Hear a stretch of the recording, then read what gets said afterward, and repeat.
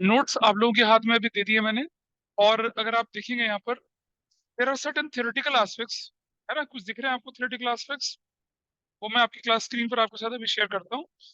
And हम लोग इसको, इस चैप्टर को इस तरह से पढ़ेंगे कि आप लोगों को एग्जाम में क्वेश्चन करते समय कोई गलती, कोई परेशानी ना हो। कुछ थियोरेटिकल एस्पेक्ट्स है जिनको हम बहुत तेजी से पढ़ेंगे, और डिटेल डिस्कशन जब हम अपनी स्टाइल में करेंगे ना इस चैप्टर को, तब बताऊंगा आपको मैं, क्योंकि थियोरेटिकल चीजें शायद आपके टीचर दे ना दे, बट यू मस्ट नो। देखिए, इन नटशेल गुडविल क्या होता है? It is a proposition, cumulative value of all the advantages which you have over the any other existing business in the industry। Cement industry है, ACC cement जो होता है, और Ambuja cement है, बिनानी सीमेंट है, दुनिया भर की सीमेंट है, ठीक है। लेकिन एक सीमेंट जो होता है उसकी कीमत बाकी सीमेंट से थोड़ी सी ज्यादा होती है। कौन सा सीमेंट बताइए जरा, तो बताएगा मुझे? नहीं, नहीं, नहीं, सीमेंट की ग्रुप में नहीं पता? तो अब सर्च करके देखिए कौन सा है। हाँ, नहीं, सीमेंट का कौन सा ब्रांड सबसे अच्छा है, देखिए फटाफट से जरा। कजारिया टाइल्स होती है गधा, सीमेंट ब्रांड की बात कर रहे हैं हम लोग। देखिए देखिए फटाफट से। कोई बात नहीं, कोई नहीं देख पा रहा सीमेंट का। बोलो, मैं ये बता सकता हूँ। कौन सा वाला बताइए? क्यों नेट नहीं चल रहा? नहीं, नहीं, अल्ट्राटेक, अल्ट्राटेक, अल्ट्राटेक, मर्जी लगा दो। अल्ट्राटेक, अल्ट्राटेक जो है ना, सबसे बेस्ट है। उसकी जो सीमेंट की बैग की प्राइस जो होती है औरों से 10, 20, 30, 40 रुपीज ज्यादा होती है। अब आप बोलेंगे 10 रुपए ज्यादा होने से क्या फर्क पड़ता है? अगर आपने 4 लाख सीमेंट के बैग किसी प्रोजेक्ट में लगाए, और एक बैग पे 10 रुपए ज्यादा दे रहे हो, तो कितना ज्यादा दे दिया आपने? 40 लाख रुपए ज्यादा दे दिया। That makes a difference. Cement और स्टील का इतना बड़ा फर्क पड़ता है। तो अल्ट्राटेक की जो वैल्यू है सीमेंट की क्यों ज्यादा है? क्योंकि उसकी मार्केट में रेपुटेशन, उसके प्रोडक्ट की क्वालिटी, बहुत सारे फैक्टर उसके फेवर। ठीक है, तो यहाँ पर हम क्या कर रहे हैं? It is a monetary value of an advantage और a good name, reputation, wide business connections which a well established business has developed over a period of time as compared to newly established business or any existing business of the same age in the same industry। Got it? अच्छा, इसके बाद पता क्या होता है? इसके बाद एक टर्म आपको अक्सर देखने को मिलेगी जो आपने स्कूल में पढ़ा होगा, ईयर्स परचेज। देखो, ईयर्स परचेज क्या होता है? जैसे मान लो आप पार्टनर्स हैं, आपने मार्क को यहाँ पर अपनी फर्म में पार्टनरशिप में एंटर कर रहे हो, तो आपने कभी मार्क, तुम हमारी फर्म के अंदर आओगे, तुम दो चीज लेके आओगे। एक तो कैपिटल लेके आओगे, when he introduce capital, then he will be the, क्या, he will be the owner in the assets as well as contributed to the liabilities of the business। ऐसे तो होगा। लेकिन अगर ये प्रॉफिट को लेना चाहता है, इसे क्या करना पड़ेगा? कुछ एक्स्ट्रा देना पड़ेगा। कुछ एक्स्ट्रा को हम बोलते हैं प्रीमियम, और यहाँ हम बोलते हैं प्रीमियम फॉर गुडविल। तो हम क्या करते हैं? इससे एक्स्ट्रा और लेते हैं। जैसे इसने बोला 5 लाख मैं कैपिटल लेके आऊंगा, तो हमने कहा भाई ऐसा करना, 1 लाख रुपए तुझे और देना पड़ेगा। हम उसको क्या नाम देंगे? प्रीमियम फॉर गुडविल नाम देंगे, क्योंकि over and above capital he is bringing something more. तो उससे हमने क्या बोला? Premium for goodwill. होता गुडविल ही, प्रीमियम फॉर गुडविल। तो इस गुडविल की कैलकुलेशन कैसे करेंगे? इसके बहुत सारे तरीके होते हैं। एक तरीका होता है प्रॉफिट बेस, एक तरीका होता है कैपिटल बेस। आप लोगों ने डिसाइड करा कि भाई पिछले 4 साल का एवरेज प्रॉफिट कितना आया, हमारा हमारा 5 लाख का एवरेज प्रॉफिट आया, ठीक है। तो 5 लाख का जो एवरेज प्रॉफिट आया, उसको फिर हम 3 साल जो हमारे स्ट्रगल के थे उससे मल्टीप्लाई कर दो, 15 लाख हो गया। और ये हम कितने प्रॉफिट, कितने शेयर के लिए से लेके आ रहे हैं? मान लो इसे, मान लो 110 शेयर के लिए लेके आ रहे हैं। 3 लाख का 110 कितना हो गया? 30,000।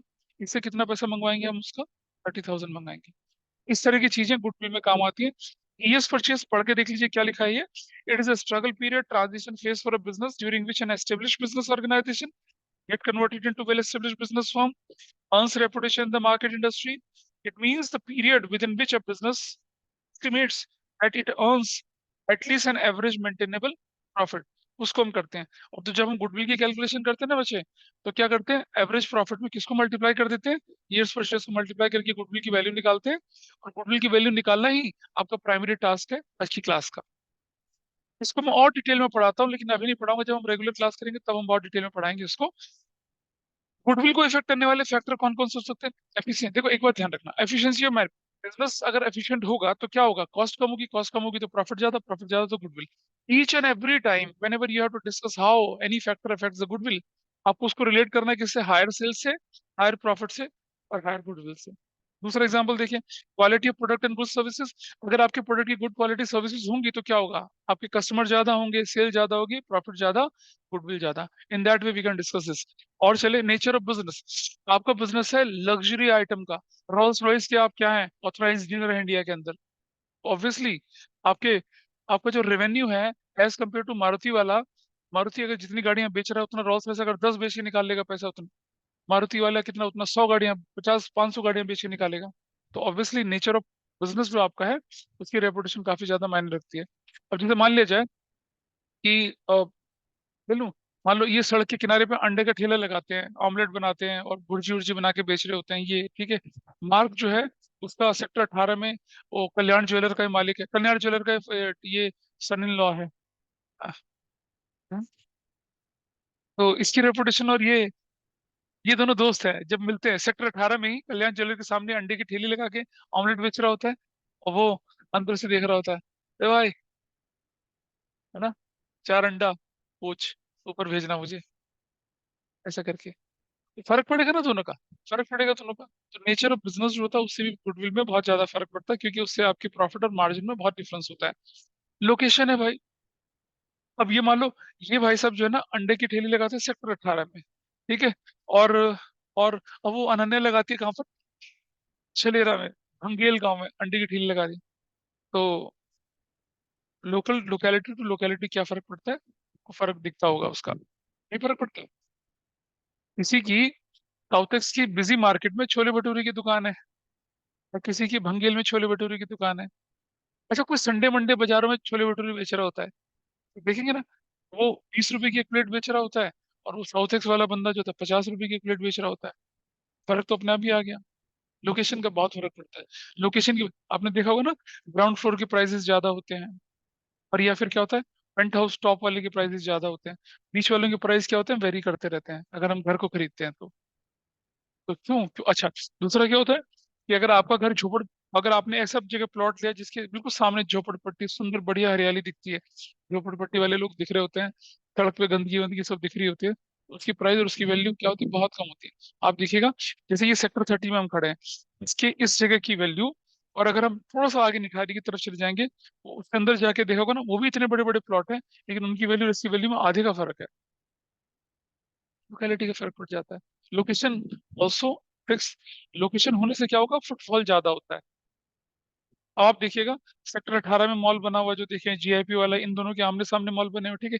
और एक बंदे ने क्या कर रखा है, सेक्टर 44 में किनारे पे पेट्रोल पंप पे एलिक्सियर मॉल बना रखा है, जो किसी चलता ही नहीं, बेचारा बना बना के छोड़ा हुआ है। कौन आएगा वहां पर? छलेरा गांव के साथ लगता है mall, nobody is going to come there. तो लोकेशन से क्या होता है? आपकी फुटफॉल ज्यादा होती है, फुटफॉल से क्या होगा? आपके कस्टमर ज्यादा, कस्टमर ज्यादा से क्या होने वाला है? सेल्स ज्यादा, सेल्स ज्यादा से क्या होगा? प्रॉफिट ज्यादा। अच्छा, आपके प्रोडक्ट के प्राइस, गुड्स एंड सर्विसेज जो होती हैं वो भी, उससे भी क्या होता है? अगर आपके प्राइस रीजनेबल है और क्वालिटी बहुत शानदार है तो क्या होगा? People will buy it more and मोर, और उससे क्या होगा? आपका सेल्स बढ़ेगा, प्रॉफिट बढ़ेगा और रेवेन्यू बढ़ेगा। ठंड लगेगी तो बता देना, दे विल स्विच ऑफ, है ना। और आगे चलते हैं। और एक्सेस टू सप्लाई। देखिए, आप स्टील मैन्युफैक्चरिंग करते हैं, ठीक है, मान लिया मौली का स्टील मैन्युफैक्चरिंग का प्लांट है नोएडा में, ठीक। और पुनिका का पुनिका का जो स्टील मैन्युफैक्चरिंग का प्लांट है झारखंड रांची में, किसके पास एडेड एडवांटेज है बताइए जरा। क्यों? क्योंकि झारखंड में आयरन ओर मिलेगा, कोल मिलेगा उसको, ठीक है, पानी की कोई कमी नहीं है, बिजली आई जाती है ना। लेकिन उसके पास क्या होगा? उसके पास जो सामान नोएडा पहुंचेगा वो तो ट्रेन से पहले आएंगी, फिर उसके बाद को आयरन ओर, कितना टाइम लगता है। और मान लिया अगर कभी स्ट्राइक स्ट्राइक किसान फार्मर का प्रोटेस्ट वगैरह हो जाए तो इसका तो प्रोडक्शन ही रुक जाएगा, लेकिन उसका प्रोडक्शन अनइंटरप्टेड रहेगा। तो अगर आपके पास एक्सेस टू सप्लाईज होता है, अनइंटरप्टेड एक्सेस टू सप्लाई होता है, तो क्या होने वाला होता है? Your production will continue and you will sustain in the market.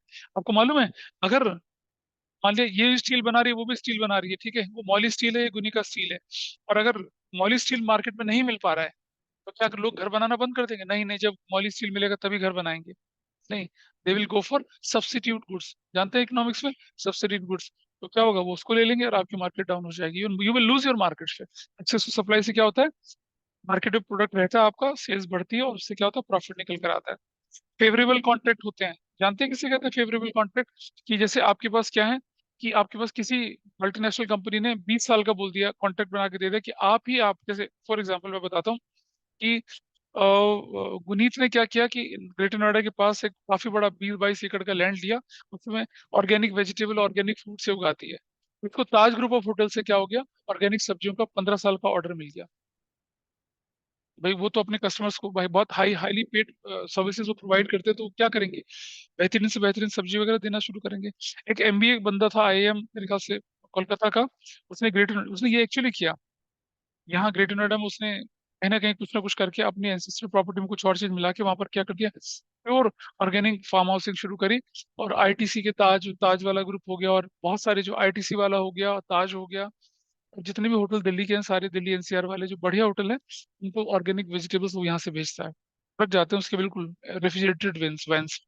अच्छा खासा मार्जिन कमाता है, खेती करता है वो। ठीक है, एमबीए वाला किसान है ना, ये कहते हैं एमबीए चाय वाला, ये एमबीए किसान है, ऐसे करके कमाते हैं।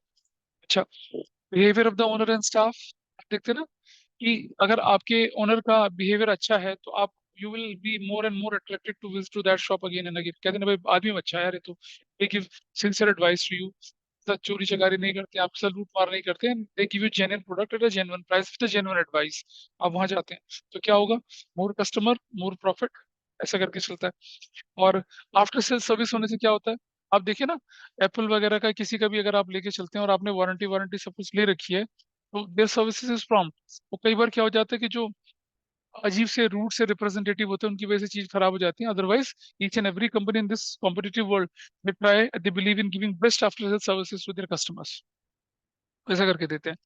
ठीक है जी, इसके बाद थोड़ा आगे चलते हैं।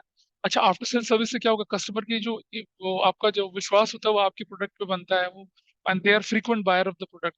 अब मैं इसलिए तो फंसा, मैंने एचपी का लैपटॉप पहले लिया था, बहुत शानदार चला, आफ्टर सेल सर्विस अच्छी थी, फिर मैंने ये खरीदा, अब मैं पछता रहा हूँ क्योंकि अब तो ये लोग रिपेयर रिपेयर करने के लिए ढंग से नहीं आते। Like today it's touch pad is not working, though it is a touch phone, तो मैं इससे काम चला रहा हूँ, मैंने टच पैड खराब हो गया मेरा, ऐसे चल रहा है। आफ्टर सेल सर्विस है, गुड कस्टमर रिलेशंस है, गुड लेबर रिलेशंस होते हैं, इन सब से क्या होने वाला होता है, आपका सेल्स बढ़ती है, सेल्स बढ़ने से क्या होगा, प्रॉफिट, प्रॉफिट बढ़ने से क्या होगा, गुडविल की वैल्यू इंक्रीज हो जाती है। अच्छा, गुडविल की वैल्यूएशन की जरूरत कहाँ कहाँ पड़ती है, जहां जहां पार्टनरशिप का एग्रीमेंट बदलेगा वहां वहां गुडविल की वैल्यूएशन की जरूरत पड़ती है। कब कब पड़ती है, change in profit sharing ratio में पड़ती है, पढ़ा होगा आप लोगों ने अगले चैप्टर में, आपके स्कूल में कराया होगा, एडमिशन में पड़ता है, रिटायरमेंट में पड़ता है, डेथ में पड़ता है। ठीक है, और अगर आपका पार्टनरशिप डिसॉल्व हो रही है, बिजनेस बंद नहीं हो रहा, पार्टनरशिप डिसॉल्व हो रही है, एबीसी पार्टनर थे, उन्होंने डिसॉल्व किया पार्टनरशिप को, ABCDEF आ गए, ऐसे केस में क्या होगा, जो बंदा आ रहा है वो तो गेनिंग है, और जो ऑलरेडी पुराना है वो क्या है, सेक्रीफाइसिंग है। तो रूल तो यही है कि gaining will compensate to sacrificing. तो उसके लिए हमें क्या चाहिए होता है, गुडविल के वैल्यूएशन की जरूरत पड़ती है। इसी तरह से दो या दो से ज्यादा पार्टनरशिप फर्म अगर मर्ज हो जाती है, अमलगमेशन ऑफ टू और मोर पार्टनरशिप, तब भी हमें किसकी जरूरत पड़ती है, वैल्यूएशन ऑफ गुडविल की। बड़ा इंटरेस्टिंग क्वेश्चन आया था एग्जाम में एक बार कि state briefly the two requirement, the two stages where valuation of goodwill is required, except change in PSR, mission, retirement and death. हाँ, लेकिन लोग तो आप जनरली देखेंगे तो लोग पहले तीन पढ़ के चले जाते हैं, चेंज इन पीएसआर है, एडमिशन है, रिटायरमेंट है, डेथ है, बाकी किसी को पता ही नहीं, एक एक नंबर कटा लोगों का। ठीक है, तो आगे चलें जरा। वैल्यूएशन ऑफ गुडविल जो हमारे पास होता है उसको हम क्या करते हैं, दो हिस्सों में बांटते हैं, बेस्ड ऑन प्रॉफिट और बेस्ड ऑन कैपिटल, आपके स्कूल में ही बताया गया होगा। एवरेज प्रॉफिट मेथड जो होता है, कौन सा मेथड बोल रहे हैं हम लोग, एवरेज प्रॉफिट मेथड जिसकी बात कर रहे हैं, वो आप देखेंगे तो, हाँ, एवरेज प्रॉफिट मेथड जो है ना, वो तीन तरह से होता है, average profit method, weighted average profit method और सुपर प्रॉफिट। कैपिटलाइजेशन दो तरह से होता है, capitalisation of average profit and capitalisation super profit, और एक हिडन मेथड भी होता है जो हिडन गुडविल का भी तो है, एडमिशन में कराया होगा तुम्हें, हाँ वो करा देंगे, कोई बात नहीं, डोंट वरी फॉर दैट। चलो देखिए जरा, एवरेज प्रॉफिट मेथड है, देखो मैंने क्या कर रखा है, हाउ टू आइडेंटिफाई कि this method is to be applicable, तो मैंने आइडेंटिफिकेशन के आपको टिप्स भी दे रखे हैं, और साथ ही साथ स्टेप वाइज फॉर्मूला दे रखा है आपको करने का, एंड इट्स वेरी इजी। अभी मैं आपको क्वेश्चन कराऊंगा, you will feel very easy, you will feel that it's really easy. सबसे पहले आप बोलेंगे अगर आपको सिर्फ ईयर्स परचेज गिवन, अभी पढ़ा ईयर्स परचेज के बारे में, वो गिवन होगा, और पिछले कुछ सालों का प्रॉफिट या लॉस आपको गिवन होगा। ठीक है, जैसे एग्जांपल है 2006 में 2007 में, 2008 में, 2010 में, 2009 में आपके पास प्रॉफिट दे रखा है। नीचे लाइन लिखी हुई है क्या? Calculate the value of goodwill on the basis of average profit of past few years on the basis of 3 years purchase. पहला स्टेप क्या किया भाई आप लोगों ने? एवरेज प्रॉफिट निकाला। Everybody know how to calculate average. 10, 20, 30, 40, 50 कर दिया, डिवाइडेड बाई 5 कर दिया। What is got? You got 1,50,000। Divided by 5 करो तो कितना आ गया? 30,000। And what is goodwill? Average profit into years purchase. कभी भी जब फॉर्मूला वाला क्वेश्चन है, फॉर्मूला जरूर लिखना, क्योंकि फॉर्मूला लिखने के आधा एक नंबर तो होता ही होता है। आपकी कैलकुलेशन गलत हो भी जाए तो you will get marks for formula. आधा नंबर, 3 नंबर के क्वेश्चन में आधे नंबर तो फॉर्मूला का दे ही देते हैं। This is easy question. अगला वाला क्वेश्चन देखिए आपके सामने। मैं इसलिए सॉल्व नहीं कर रहा, सॉल्व में मुश्किल क्वेश्चन कराऊंगा थोड़े से। प्रॉफिट लॉस पिछले सालों का था। और रुपीज 10,000 का क्या था आपके पास? ये 2006 में, 2007 में 20,000, 2008 में लॉस आ गया, 2009 में 40 आ गया, 2010 में क्या आ गया? 50,000 है। ये परचेज थी, गुडविल निकाली। जब मैं एवरेज प्रॉफिट लूंगा तो भाई लॉस को माइनस करूंगा, सीधी सी बात है। तो व्हाट आई डू? 10, 20, -30, 40, 50, कितना आ गया आपके पास? 90,000 डिवाइडेड बाई 5, 18,000। ये परचेज कितना बोला भाई आपको? 3। And you got the value of your goodwill. ये कौन सा मेथड था? एवरेज प्रॉफिट था। अब इससे रिलेटेड फटाफट से एक क्वेश्चन करते हैं आपकी बुक का। निकालिए फटाफट से आपके सामने। पूरब और पूर्वी पार्टनर्स थे। वो 2 और 1 की रेशियो में प्रॉफिट बांटते थे। उन्होंने पर्व को एडमिट कर दिया 1/4 शेयर के लिए। उस पर्पस के लिए goodwill 4 times of the average annual profit of the previous 5 years चलेगा। सुन रहे हो क्या बोल रहे हैं? 4 times of the average annual profit of the previous 4 और 5 years, whichever is higher. अभी तो हमने जो क्वेश्चन किया तो आसान वाला था। हाँ, पहले हम क्या करेंगे? दोनों का निकाल लेंगे। और उसके बाद क्या करेंगे? जो ज्यादा होगा उसको ईयर्स पर से मल्टीप्लाई करके गुडविल निकालेंगे। ये गॉट द क्वेश्चन। बोलो। ये लो क्वेश्चन, मुझे बताना, वैल्यू बताना। चलो इधर देखो। पहले मैं लिख रहा हूँ यहाँ पर, क्या कौन सा क्वेश्चन था ये? Question 3, page number 2.31। अब देख रहे हो एडवांटेज कितना हो गया? देखो अच्छा लगता है ना ऊपर से लिखना, वो जस्ट फॉर दैट पर्पस। तो बताइए, अब बोलिए कितना था आपके पास average? Average profits of 4 years कितना है बताइए मुझे? वैल्यूज बताते चलिए, क्या क्या वैल्यूज है? 14,000 और 15,500 प्लस 10,000 और 16,000। 1, 2, 3, 4 है ना?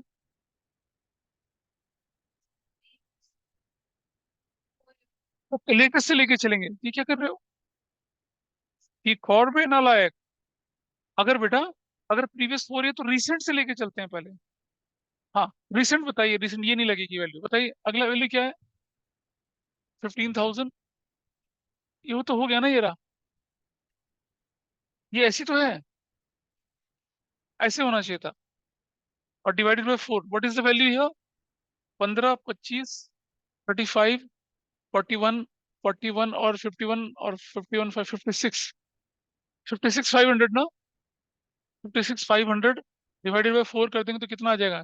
4 एकदम, 4 एक मतलब 4, 16, एक 14,125।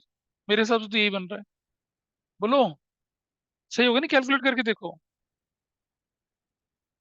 पहले देख लीजिए 56,500 करेक्ट है या नहीं है?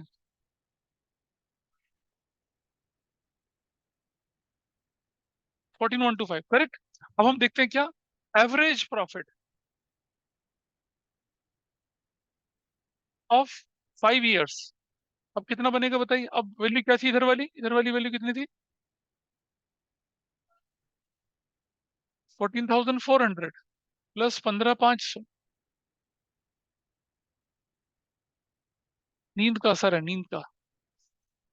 10,000 प्लस 16,000 प्लस 15,000 डिवाइडेड बाई कितना कर रहे हैं हम लोग? 5 से कर रहे हैं, तो कितना हो जाएगा बताइए आप? 7,500 डिवाइडेड बाई 5 कितना हो जाएगा? 14,100। कौन सी वैल्यू ज्यादा आ रही है? विच एवर इज हायर ना, या विच एवर लोअर भी बोल सकते थे। तो गुडविल क्या हो जाएगा आपका? Average profit into years purchase. ऐसे लिखना है फॉर्मूला, जरूर से फॉर्मूला लिखना है। What is average profit? 14,125। Years purchase कितना बोले रे? बोलो, कितना ईयर्स परचेज? कितना? 4। क्या निकला? 14 4 से कितना होता है? 9।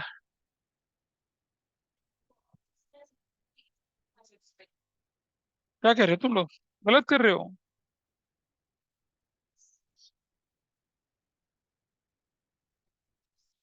क्या बोल रहे हो? हाँ। ठीक है। 56 कितना? 500, दैट्स योर आंसर। निकल। आंसर मैच करता है। ये तो आसान क्वेश्चन हो गया, ठीक है। Everybody everybody is over clear about this concept. दोनों में से कोई, मतलब क्वेश्चन ऐसा नहीं कि सीधा सीधा बना दे, हल्का सा ट्विस्ट करके दे देंगे तो आपका, आपको ध्यान रखना है इस चीज का भी, ट्विस्ट करके भी दे सकते हैं आपको क्वेश्चन, जैसे ये करके दिया। चलो आगे थोड़ा सा, थोड़ा आगे चलो। अब देखिए, ये क्वेश्चन हो गया यहाँ पर। अब क्या जिंदगी हमेशा सीधी सीधी चलती है? नहीं। Life gives you roller coaster as well. उबड़ खाबड़ रास्तों में क्या होती है, आपकी गाड़ी ऊंचा नीचे चलेगी। ऐसी कंडीशन कब आती है? जब आप एवरेज प्रॉफिट की कैलकुलेशन करते हैं और बीच में आपके क्वेश्चन के अंदर एबनॉर्मलिटीज आ जाए। एबनॉर्मलिटीज आ जाए, कैसे एबनॉर्मलिटीज आ जाए पहले उसको समझने की कोशिश करते हैं, फिर मैं आगे बताता हूँ आपको, ठीक है। एबनॉर्मलिटीज अगर क्वेश्चन में आ जाए तो उन्हें कैसे हैंडल करना है, वो देखिए जरा। एबनॉर्मलिटीज को कैसे हैंडल करेंगे, that we have to see here.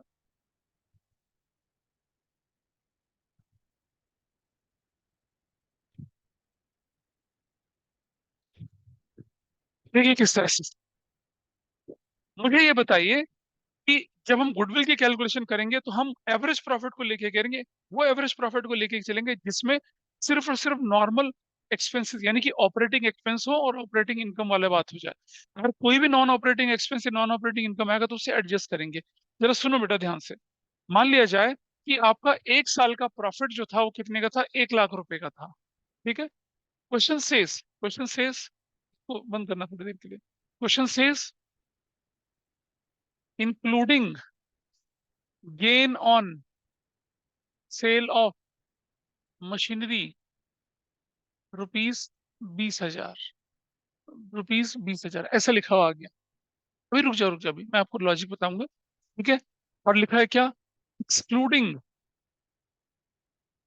Wages rupees 20,000, excluding wages rupees 10,000 and excluding loss on sales of goods rupees 5,000 and including including loss on sales of goods rupees 15,000 by fire. ये चीजें मैंने लिख दी हैं। क्या plus क्या minus कैसा, इतना भारी देखते दिमाग हिलना शुरू हो जाता है। ठीक है। आओ देखो यहाँ पर कैसे करते हैं इसको हैंडल, देखिए। आई राइट 1 लाख हियर। चलो एक चीज समझते हैं, पहले एक बात समझना बेटा। अगर क्वेश्चन बोलते हैं ना including expense, what does it mean? नहीं, हाँ। इंक्लूडिंग एक्सपेंस का मतलब है कि उसमें से वो माइनस हो चुका है। इंक्लूडिंग एक्सपेंस का मतलब है after adjusting expense, after deducting expense. Including income का क्या मतलब है? वो उसके अंदर ऐड हो चुकी है। तो अगर कोई एक्सपेंस ऑपरेटिंग था और वो इंक्लूडिंग है तो अच्छी बात है, उसे तो माइनस होना चाहिए था। लेकिन कोई एक्सपेंस अगर नॉन ऑपरेटिंग था, एबनॉर्मल था, और वो इंक्लूड है मतलब माइनस है, तो उसे ऐड बैक करके ठीक करेंगे। इसका उल्टा इनकम है। कोई इनकम अगर ऑपरेटिंग वाली थी तो बहुत अच्छी बात है, उसका कुछ नहीं करेंगे। लेकिन अगर कोई इनकम इंक्लूड है और वो नॉन ऑपरेटिंग थी तो उसे माइनस करके क्या करेंगे, ठीक करेंगे। करेक्ट। कोई ऑपरेटिंग एक्सपेंस इंक्लूड है, कुछ नहीं करना। कोई ऑपरेटिंग इनकम इंक्लूड है तो कुछ नहीं करना। यहाँ देखें जरा, सबसे पहला पार्ट है gain on sale of machinery, is it operating income और नॉन ऑपरेटिंग? बचपन में एक शीट पकड़ाई थी आपको ऑपरेटिंग नॉन ऑपरेटिंग एक्सपेंस की, घर जाके उसे दोबारा से देखना। तुम बताओ मार्क मुझे, सेल ऑफ मशीनरी पर जो गेन हुआ वो आपके लिए ऑपरेटिंग इनकम है, नॉन ऑपरेटिंग इनकम है? क्यों? क्योंकि मशीनरी बेचना हमारा काम नहीं है। एसेट्स को बेचने से जो प्रॉफिट लॉस होगा वो नॉन ऑपरेटिंग कहलाएगा। गुड्स को बेचने से जो प्रॉफिट लॉस होगा उसको क्या बोलेंगे, हम ऑपरेटिंग बोलेंगे। अभी अभी आपको पूरी लंबी चौड़ी लिस्ट बना के दे रखी है नोट्स में, इसलिए नोट करने की जरूरत है, सिर्फ समझें। तो हम क्या करेंगे, माइनस करेंगे कितना, 20,000। पहला काम हो गया। Excluding wages rupees 10,000। अब बताइए वेजेस तो क्या होता है, डायरेक्ट एक्सपेंस होते हैं, ये आपने एक्सक्लूड कर दिए, ये तो माइनस होने चाहिए थे, तो क्या करेंगे, माइनस कर देंगे कितना, 10,000। This is fine. Excluding loss on sales of goods rupees 5,000। Loss on sales of goods को आपने एक्सक्लूड मतलब माइनस ही नहीं करा, और करना भी नहीं चाहिए था ना। बिल्कुल गलत। बेटा एक बात बताइए, कौन सा बिजनेस ऐसा होता है जिसमें प्रॉफिट और लॉस नहीं होता? लॉस और प्रॉफिट होना बिजनेस की नेचुरल एक्टिविटी है। आपको आपको कई बार आपको गुड्स को बेचते समय लॉस होता है, कई बार क्या होता है, प्रॉफिट होता है ना। लेकिन loss because of fire, because of theft, because of accident, ये अब कहलाएगा। तो loss on sale of goods it's an operating expense, इसे माइनस होना चाहिए था, आपने माइनस नहीं करा तो कर दीजिए। कितना माइनस कर दिया? 5,000 रुपए का। This is also done. And including loss on sale of goods rupees 15,000 by क्या? 5। आपने जो नॉर्मल लॉस ऑफ गुड्स था उसको तो एक्सक्लूड कर दिया, आग लगने से जो नुकसान हुआ उसको आपने क्या कर दिया? माइनस कर दिया। तो अब क्या करना पड़ेगा? क्या करना? इंक्लूडिंग लॉस मतलब आपने ऑलरेडी माइनस कर रखा है, तो क्या करेंगे? उसको आप ऐड करेंगे, कितना? 15,000। In this way you will get your corrected profit की फिगर। और ऐसी अलग अलग सालों की करेक्टेड प्रॉफिट की फिगर जब आप लेके चलेंगे, तब जाके आप क्या करेंगे? एवरेज प्रॉफिट निकालेंगे, फिर क्या करेंगे? उसको आगे बढ़ेंगे। ये मैंने हल्का सा ग्लिम्सिस दिया, सिर्फ ये बताने के लिए कि अगर इंक्लूडिंग क्या था, अब नॉर्मल लॉसेस है, नॉन ऑपरेटिंग है, तो उसे ऐड बैक करिए। इंक्लूडिंग अब नॉर्मल गेन है तो क्या करिए? माइनस करिए। इंक्लूडिंग ऑपरेटिंग एक्सपेंस है तो कुछ नहीं करना।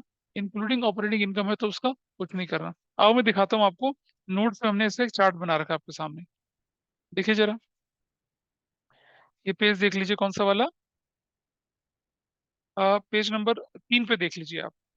Adjustments required to be done while calculating goodwill, can you see this? दिख रहा है? Direct expenses, operating expenses, page number 3 पे देखिए। बुक का है, देखते हो भाई? देख लिया? Can you see the table here? चला दो बेटा इसको थोड़ा सा।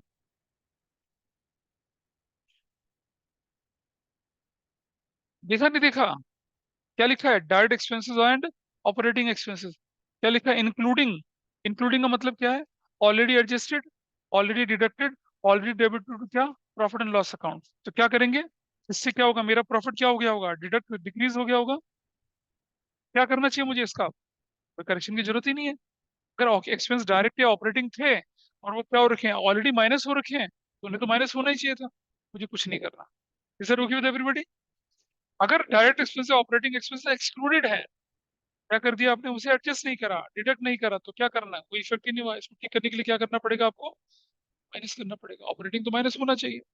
उसी तरह से नॉन ऑपरेटिंग एक्सपेंस या नॉर्मल लॉसेस अगर इंक्लूड है, मतलब ऑलरेडी एडजस्ट है, ऑलरेडी डिडक्टेड है, ऑलरेडी डेबिटेड है, माइनस कर रखे हैं, प्रॉफिट क्या होगा? डिक्रीज हो गया था। ठीक करने के लिए क्या करना पड़ेगा? ऐड करना पड़ेगा। इसी तरह से नॉन ऑपरेटिंग एक्सपेंस या नॉर्मल, आप दिख रहे हैं यहाँ पर जो ये एक्सक्लूडेड है, कुछ नहीं करना उसका। एक्सक्लूड मतलब माइनस नहीं होना था, नहीं हुआ, and your answer is done. नीचे आ जाइए। इसी तरह से indirect income, other income, abnormal gain, non operating income अगर इंक्लूड है तो मतलब प्रॉफिट में जुड़ी हुई है, इससे हमारा प्रॉफिट अननेसेसरीली इंक्रीज हो गया। कैसे ठीक करेंगे? माइनस करके। अनन्य समझ पा रही हो बात को?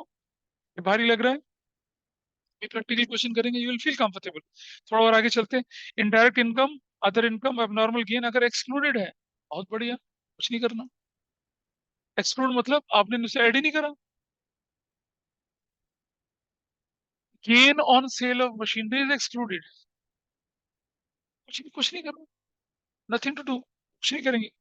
इसी तरह से कैपिटल एक्सपेंडिचर होते हैं। जैसे मान लिया जाए कि purchase of machinery, purchase of machinery is a capital expenditure. Please समझिए, capital purchase of machinery is a capital expenditure that has to be reflected in assets, है ना। और repair of machinery is what? That has to be shown in profit loss account की debit side में। अब आप मुझे बताइए, आपने क्या कर दिया? Major repair, major overhauling of machinery has been debited to profit loss account. जबकि मेजर रिपेयर वर्क जो होता है उससे मशीन की वैल्यू बढ़ती है। तो आपको कहाँ दिखाना चाहिए था? एसेट्स में दिखाना चाहिए था। एसेट्स में ना दिखा के आपने कहाँ दिखा दिया? उसे प्रॉफिट एंड लॉस में दिखा दिया। तो प्रॉफिट एंड लॉस को कम कर दिया ना आपने। कैसे ठीक करोगे उसको? एड बैक करो, एड बैक करोगे, ठीक है। और उसके बाद जो मशीनरी में डेप्रिसिएशन लगा उसको क्या करोगे? उसे माइनस, तो इससे माइनस करेंगे, ठीक है। उन कैपिटल एक्सपेंडिचर को एड बैक करेंगे, और उस पर होने वाला डिप्रिसिएशन इज क्या? ऑपरेटिंग एक्सपेंस, उसको माइनस करेंगे। ऐसे क्वेश्चन दिखेंगे अभी आपको, ठीक है। Got it? चलिए देखें जरा नीचे। नीचे लिखा हुआ है कौन कौन से नॉन ऑपरेटिंग एक्सपेंस होते हैं, कौन कौन से नॉन ऑपरेटिंग इनकम होते हैं। ये मैंने मोटा मोटा आपको बता दिया, जो कि आपके एग्जाम में दिखता है। अदरवाइज बचपन में जो शीट दी थी उसको आप देखिए, रेफर करेंगे। You have that sheet with you? कहाँ थी बचपन में? कहाँ पढ़ाई करती थी उस समय? सलूट। ठीक है। हाँ। हाँ, ये पढ़ाती थी। हाँ, दैट्स गुड। तो कुछ इनके बर्थडे पे पार्टी वार्टी दी तुमने? कोई बात नहीं। अब सुनो, interest on loan, long term, partners के interest on partners capital, interest on loan advanced by the partners, any compensation paid to employees, employees retrenchment compensation, voluntary retirement compensation, loss on sale of assets, loss of goods by fire, theft, accident, embezzlement, abnormal losses, bank charges, donation, charity, payment of tax, provision for tax, ये सारे के सारे ध्यान रखना क्या है, non operating expense है। अगर ये एक्सक्लूड है तो कुछ नहीं करना है, इंक्लूड है तो इनको क्या करना है, एड बैक करना है। Got it? अब सुनना जरा, commission, salary to partners, provision for paid and doubtful debt, provision for depreciation, ये ऑपरेटिंग कहलाते हैं। लेकिन इंटरेस्ट ऑन पार्टनर्स कैपिटल क्या कहलाता है? इंटरेस्ट ऑन पार्टनर्स क्या कहलाता है बताइए? देखा ना, ऊपर लिखा ना, interest on partners capital, it is what to you, it is non operating expense. आप बोलेंगे सर ये तो एप्रोप्रिएशन है। भाई गुडविल में एप्रोप्रिएशन चार्ज कोई मायने नहीं रखता। गुडविल की कैलकुलेशन में क्या मायने रखता है, व्हाट इज मोर इंपॉर्टेंट, कि इज इट ऑपरेटिंग और नॉन ऑपरेटिंग। अब मुझे बताइए, इंटरेस्ट ऑन पार्टनर्स कैपिटल से मेरे रेवेन्यू में क्या फर्क पड़ता है? कोई फर्क नहीं पड़ता। It's non operating expense. जैसे हमने किसी से लोन लिया, उस पर इंटरेस्ट पे कर दिया, इससे मेरे प्रोडक्शन में तो कोई फर्क पड़ेगा नहीं ना। इसी तरह से यहाँ पर क्या है, ये जो आपका बना रखा हमने कौन सा वाला, पार्टनर की सैलरी और पार्टनर का कमीशन। पार्टनर को सैलरी कमीशन कब मिलेगी? जब वो काम करेगा बिजनेस के लिए। तो जैसे ऑर्डिनरी वर्कर काम कर रहा है, ऐसी पार्टनर काम कर रहा है, तो ऑपरेटिंग एक्सपेंस है वो तो। Got it? ऑपरेटिंग एक्सपेंस अगर क्या हो रखे हैं आपके, इंक्लूड है कुछ नहीं करना है, एक्सक्लूड है तो माइनस करना है। Got it? नीचे चलिए, non operating income, other income कौन कौन सी है? Interest received on investment, interest on loan advance, interest received on debentures, insurance claim received against loss of goods और assets, profit on sale of assets, tangible dividend received on shares, bad debt recovered, apprenticeship premium, rent received, ये सारी क्या है, non operating income है। अगर ये include है तो क्या करना, माइनस, एक्सक्लूड है तो कुछ नहीं करना। Is it okay? This part is done. अभी अगला वाला पार्ट मैं भी बताऊंगा थोड़े से, पहले इससे रिलेटेड कुछ क्वेश्चंस करेंगे, फिर हम आगे बढ़ते हैं। चलिए देखते हैं, अपनी बुक खोलिए फटाफट से एक बार जरा दोबारा से दिखाना।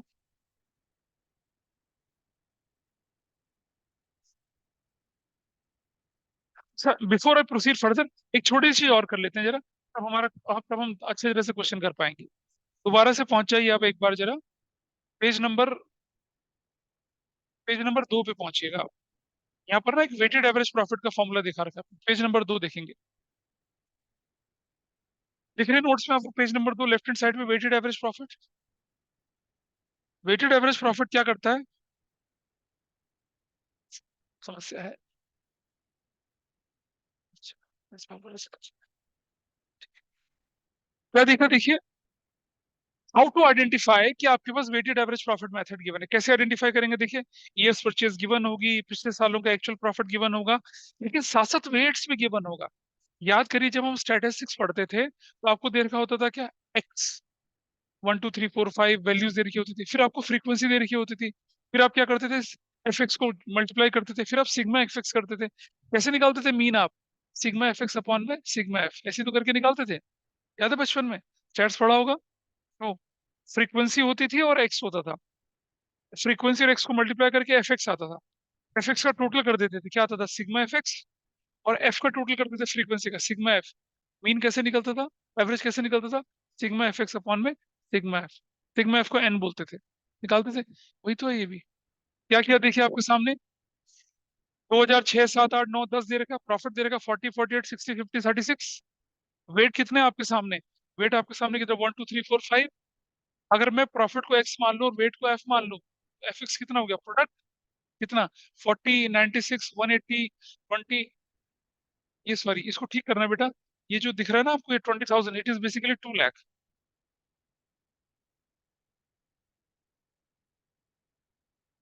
इसको 2 लाख करना। Is that okay?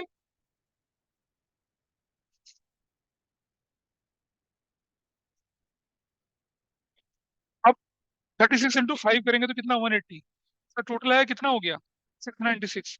Year purchase question में कितना दे रखा है 4। तो वेटेड एवरेज प्रॉफिट कैसे निकलेगा, टोटल प्रोडक्ट अपॉन में total of weights, 696 divided by 15, you got your value 46,400। And goodwill की वैल्यू क्या निकला है 46,400 इंटू 4। इसमें और पिछले मेथड में क्या फर्क था, वहां सिर्फ एवरेज इंटू ईयर्स परचेज करते थे, यहाँ वेटेड एवरेज को किससे मल्टीप्लाई करते हैं ईयर्स परचेज से, और आपकी वैल्यू निकल आती है। ठीक है मार्क बाबा।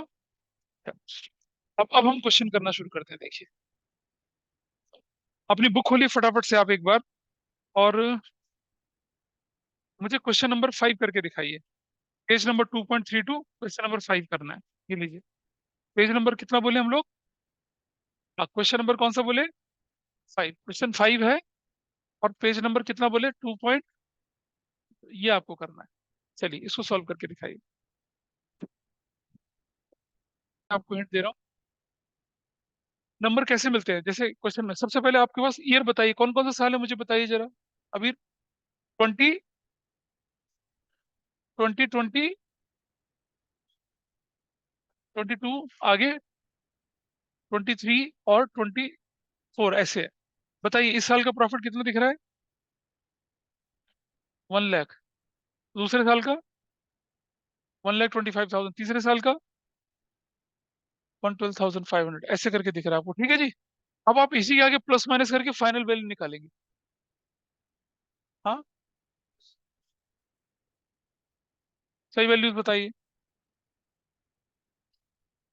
1,10,000 आगे, 80,000 का लॉस है तो उसको ब्रैकेट में रखेंगे आगे, 30,000 प्रॉफिट। अब क्या करेंगे इसी के अंदर प्लस माइनस करके अपनी वैल्यू को ठीक करेंगे, और फिर यहाँ एवरेज प्रॉफिट लिखेंगे, फिर यहाँ लिखेंगे एवरेज प्रॉफिट, ऐसे करके करेंगे। ठीक है तो करिए फटाफट से, फिर मैं इसको डिस्कस करता हूँ। दोबारा से करना था भाई। 2022 में क्या लिखा हुआ है? आप बताइए क्या लिखा हुआ है। अच्छा सुनो, प्रॉफिट कितना लिखा है 110, आगे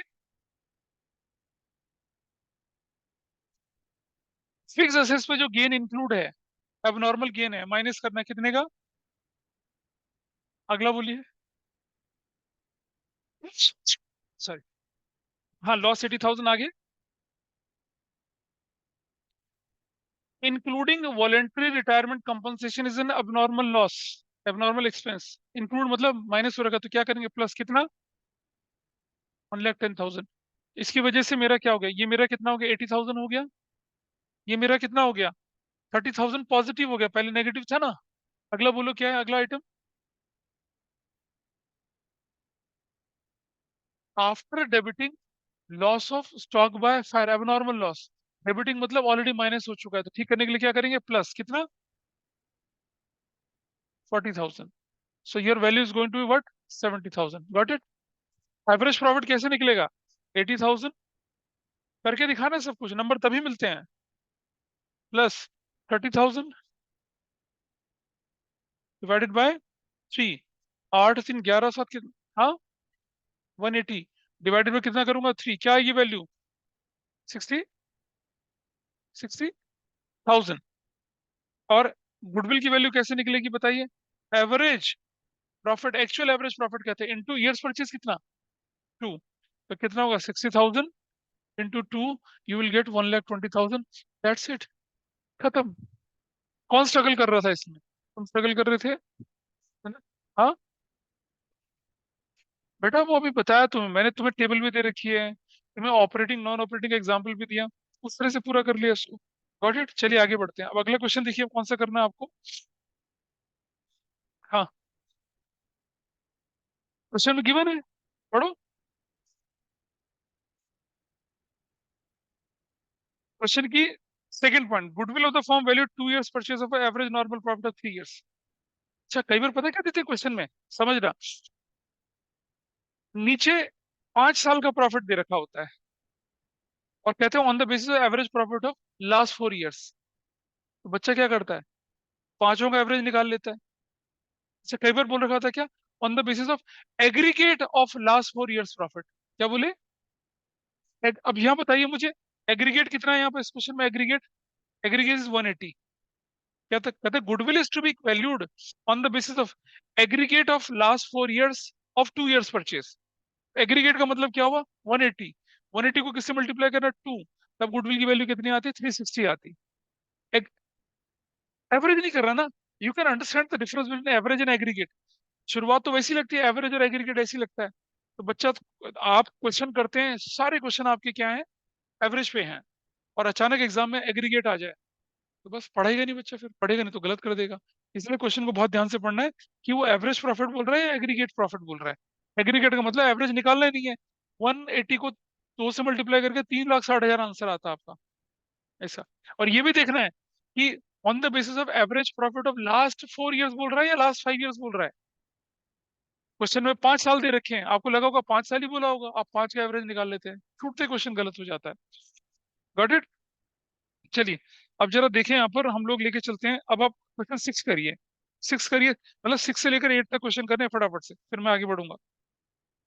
हाँ, डाउट है, बोलो।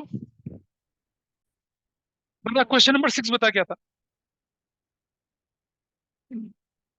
हाँ, सारा पानी साफ है, लेके तो आया। क्वेश्चन नंबर 6 बता क्या था मुझे, 6 दिखाइए, दे मुझे बुक, हम देख लो। 3 लोगों से नहीं हुआ ना अभी, देखना है, देखो। 6 में देखिए, ध्यान से देखिए, 6 कैसे करना था। क्वेश्चन 6, पेज आपका है 2.32। क्वेश्चन 6 में लिखा गया कि आपके पास 2022, 2023, 2024, 20, बस इतना ही तो है, इतना ही है। पहले साल में आपके पास प्रॉफिट कितना बचाया गया, 1 लाख। दूसरे साल में प्रॉफिट बताया गया 1,25,000। तीसरे साल में प्रॉफिट बताया गया 1,12,500। Got it. पहले साल में बोला कि इंक्लूडिंग अब नॉर्मल गेन माइनस कर दीजिए कितना, 12,500। What is your final value, कितना फाइनल वैल्यू होगी बताइए, 87,500 हो गई। दूसरे साल में बोला कि आफ्टर चार्जिंग अब नॉर्मल लॉस प्लस कर दीजिए, कितना हो गया बताइए, 25,000। What is your value, 1,50,000। Everybody is okay with this. तीसरे साल में क्या बोला गया, एक्सक्लूडिंग 12,500 का, एक्सक्लूड मतलब माइनस ही नहीं करा, और इंश्योरेंस तो माइनस होना चाहिए। अब चाहे ओवर साइड, चाहे इंश्योरेंस कंपनी ने रिजेक्ट कर दिया, but it is your operating expense that has to be deducted. आज नहीं तो कल माइनस होगा ही होगा। तो क्या वैल्यू आ गई आपके पास, 1 लाख निकल कर आ गई, ठीक है। एवरेज प्रॉफिट बोलूं मैं अगर, तो एवरेज प्रॉफिट क्या बनेगा, एवरेज प्रॉफिट बताइए, 87,500 करके दिखाना सारा काम, 150 प्लस 1 लाख डिवाइडेड बाई कर दूंगा 3, क्या वैल्यू निकल कर आई थी, 37,500 डिवाइडेड बाई 3 करूंगा, क्या निकल कर आई, 1,12,500, ठीक है। And what is goodwill, actual average profit into years purchase, लिखना formula, years purchase. Actual average profit कितना आया था, 1,12,500, ईयर्स परचेज कितना, तो कितनी हो जाएगी वैल्यू, नहीं 2,25,000 ही है। 500 कैसे हो जाएगा, 500 थोड़ी होगा। That's your answer. कहाँ गड़बड़ हुई थी, 7 देखिए, क्वेश्चन 7 देखिए। क्वेश्चन 7 में डाउट पूछना, क्या परेशानी है। अच्छा, 2020 की वैल्यू कितनी लिखी गई है, 1,50,000, ठीक है। और सुनो, 31 मार्च, 31 मार्च 2021, 31 मार्च 2022, 31 मार्च 2023, 31 मार्च 2024, ये वैल्यूज हैं। 1,50,000, 3,50,000, 5 लाख, और 710, और 5,90,000, ये माइनस है ना। ब्रैकेट कर दीजिए, माइनस कर दीजिए, वैसा करके आपकी वैल्यू दे रखिए। अब सुनिए ध्यान से, ये बोल रहा है कि calculate on the basis of 4 years purchase of average profit of last 5 years. Last 5 years आपके सामने 1, 2, 3, 4, 5 पड़े हुए हैं, ठीक है। 1 अप्रैल 23 को, 1 अप्रैल 23 कहाँ आएगी, यहाँ आएगी, यहाँ, यहाँ। 1 अप्रैल 23 इधर नहीं आएगी, प्लीज अंडरस्टैंड, लोग गलती करते हैं। 1 अप्रैल 23 कौन से साल में आएगा, यहाँ इस वाले में आएगा। इस साल क्या हुआ, 1 लाख रुपए का आपने टू व्हीलर खरीदा था, जिसे डेबिटेड टू ट्रेवल एक्सपेंस, मतलब डेबिटेड टू प्रॉफिट लॉस कर दिया था। डेबिट मतलब प्रॉफिट लॉस से माइनस कर दिया था। भाई तो कैपिटल एक्सपेंडिचर है, माइनस नहीं करना चाहिए था, क्या करना चाहिए, उसको ऐड करना चाहिए, कितना, 1 lakh. Is that okay, is that okay. अच्छा, अरे सुनो बेटा भी, और उस पर डेप्रिसिएशन 25% लगना चाहिए था। जब आपने उसे एसेट से नहीं माना तो डेप्रिसिएशन लगाया नहीं होगा। आप क्या करेंगे, डेप्रिसिएशन माइनस करेंगे, माइनस कितना, 25,000। अच्छा, फिर अगर ये आगे चलता तो फिर देखते कि स्ट्रेट लाइन है रिटर्न डाउन वैल्यू। अभी मैं ऐसे मुश्किल क्वेश्चन करूंगा, अभी नहीं करूंगा लेकिन बाद में करूंगा। This part is done. Correct. आगे बढ़ते हैं। 10,000 interest on non trade investment है। नॉन ट्रेड इन्वेस्टमेंट वो होती है जो कि बिजनेस में, हाँ, बिजनेस के अंदर आपने क्या कर दिया, मतलब ऑपरेटिंग एक्टिविटी को फॉर्म नहीं करती है। डेप्रिसिएशन 1 लाख का 25% बोला था, वो आपने इंक्लूड कर दिया। मार्च 23 24, मार्च 23 में कितना माइनस, माइनस कितना करेंगे नॉन ट्रेड, हाँ, माइनस 10,000 करेंगे, और माइनस कितना करेंगे, 10,000 करेंगे। और कुछ है इसमें? हो गया। What is final value here? 1,50,000। What is final value here? 350। What is final value here? 5 lakh. What is final value here कितना है? 7 lakh. What is final value here? 525,000। Negative होगी शायद, ऐसे। तो मुझे बताइए एवरेज, एक्चुअल एवरेज प्रॉफिट कितना बना? एक्चुअल एवरेज प्रॉफिट कितना बना बताइए टोटल करके? अरे कितना है, 7 रुपये 12 3 15 16 17 लाख आ रहा है। 17 में से 5 चला गया तो 12, 1175 आ रहा है। गलत है क्या? Average profit is 1175 divided by 5। 5 दूनी 10, 5 3 15, 5 235। Goodwill is equal to what? 235 into 4 4 years average profit लिखा है उसने। 1 2 3 20।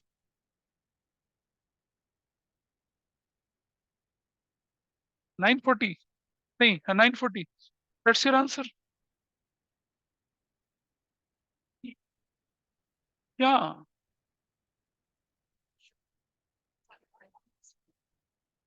हाँ, इधर ओके, पता चल गया क्या गड़बड़ हुई है? गुडविल की वैल्यू निकाल दी? अरे ठीक है, ऐसा करा आपने। क्वेश्चन कौन सा बोले हम लोग अब? 8।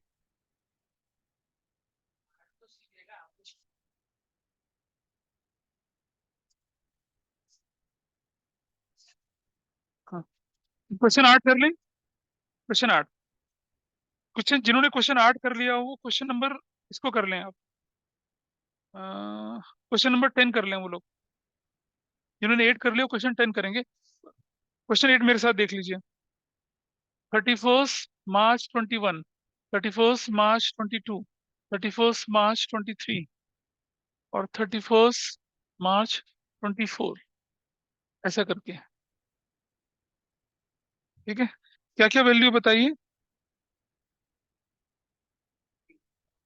80,000 और 1,45,000 और 1,60,000 और 2 लाख, ऐसे चला गया। ठीक है। Abnormal loss 20,000 debited to profit loss account for the year 31 March 2021। यहाँ एबनॉर्मल लॉस डेबिटेड हो गया था, क्या करना है उसको प्लस कर देना है, कितने का? 20,000 रुपए का। ये पार्ट हो गया।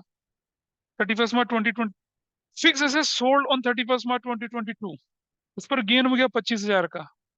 31 मार्च 2020 25,000 माइनस कर देंगे उसको। ये भी बात बिल्कुल ठीक है भाई, गेन हो गया था तो माइनस कर दिया। अनन्या ठीक है। और आगे चलते हैं। In the year 31 March assets of the firm were not insured due to oversight, 15,000 रुपए का। 31 मार्च 23 का यहाँ माइनस कर दीजिए 15,000। ये भी हो गया। और तो कुछ है ही नहीं, सिंपल था। बोलो द्विका। ठीक है। तो what is this value? 1 lakh. What is this value? 120। What is this value? 145। What is this value? 2 lakh. भाई टोटल कितना आ गया इसका? 0 0 0। 5 आ गया, 4 और 2 6 आ गया, 1 2 3 5, 565। एक्चुअल एवरेज प्रॉफिट कितना आया? एक्चुअल एवरेज प्रॉफिट, ये ध्यान रखना। क्वेश्चन कभी बोल देना कि लास्ट 3 ईयर लास्ट 4 ईयर का, पता चला 4 साल करके निकाल दिया, सब कुछ ठीक होते हुए भी गलत हो जाता है। एक्चुअल एवरेज प्रॉफिट कितना है भाई? 565 डिवाइडेड बाई 4 करते हैं। क्या वैल्यू है, किसी ने निकाला होगा ना, तो बताइए। ये ठीक से निकला किसी का? और गुडविल की वैल्यू क्या निकलेगी? क्या? ये है हाँ हाँ हाँ, actual average profit into years purchase. बताइए जरा कितना है, 141,250 इंटू कितना करूंगा, तो क्या वैल्यू आ गई? 500। That's your answer, that is question number 8। किसने लोगों ने कर दिया था इसको? ठीक है, ठीक है, ये लीजिए। आप करिए फटाफट से, कौन सा वाला पार्ट? 9 करिए, 9 करिए जल्दी से। 10th करिए, 10th। 10th करिए। अच्छा जरा क्या था क्वेश्चन नंबर 9 में, बताइए क्या लिखा हुआ है? 10 में क्या लिखा है, क्वेश्चन 10 में? ईयर बताइए, ईयर। 31 मार्च क्या है? 31 मार्च 22, 31 मार्च 23, 31 मार्च 24 भी है। बस, बोले वैल्यू बताइए। 1,40,000 अगला, 1,01,000 अगला, 1,30,000। ठीक है, यही वैल्यू है। अब बताइए मुझे एडजस्टमेंट्स क्या क्या किए मैंने दिन, बताना जरा। हाँ, पहले हम क्या करेंगे, इनकी वैल्यू को करेक्ट करके तब जाके इस पे वेट्स डालेंगे, ठीक है? पता बच्चे क्या करते हैं, पहले वेट डाल देते हैं फिर उसके बाद करेक्शन नहीं। पहले प्रॉफिट को करेक्ट करिए फिर वेट लगाएंगे इन पे। तो क्या बोला गया, देखो जरा, सुनो भाई ध्यान से।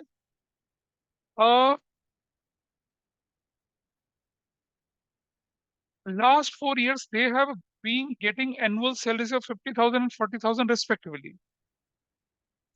ठीक है जी, उसके अलावा क्या था, और तो कुछ है ही नहीं। 40 लास्ट 4 years तो। और आपके पास कितने साल, आपके 3 साल ही तो, आपके पास 4 साल क्यों नहीं है? 1 2 3, हाँ ठीक है। 2022 23 24 करेक्ट। अब बताइए क्या करना चाहिए मुझे? सैलरीज है ना, सैलरीज ऑपरेटिंग एक्सपेंस है, क्या हमने माइनस किया इसमें से या नहीं किया? पता क्या किया? ठीक है, कितना कितना?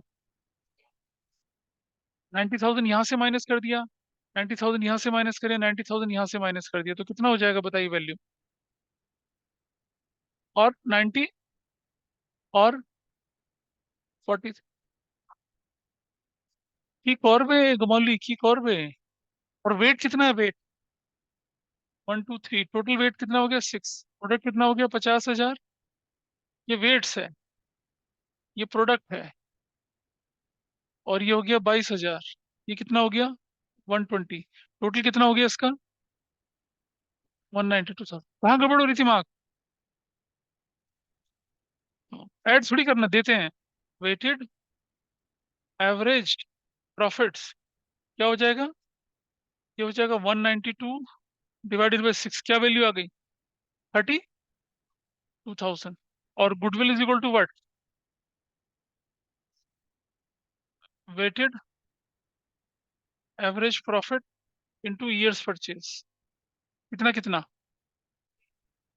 32,000 इंटू 4, क्या हो गया? That's your answer. हो गया, ठीक है, पकड़िए इसको। ठीक है, कितने लोगों ने ठीक किया था? नाइस। कैलकुलेशंस गड़बड़ हो जाएगी ऐसे में तो, है ना? ये सीखा, चलिए एक नया कंसेप्ट सीखते हैं छोटा सा, इसे नोट कर लीजिए। और अब अपने पास क्या करेंगे, अपने अपने नोट्स को एक बार खोलिए।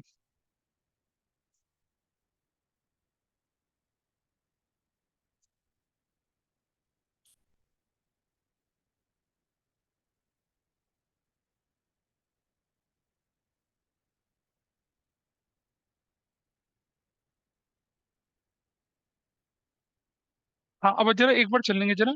अब आएंगे आप कहाँ पर, पेज नंबर 4 पे आ जाइए, पेज नंबर 4। पेज नंबर 4 पे आएंगे, सबसे लास्ट वाले पार्ट पे।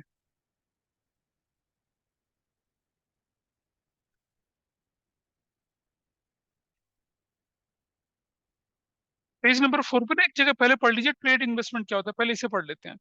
आपके पास आया था ना नॉन ट्रेड इन्वेस्टमेंट का question.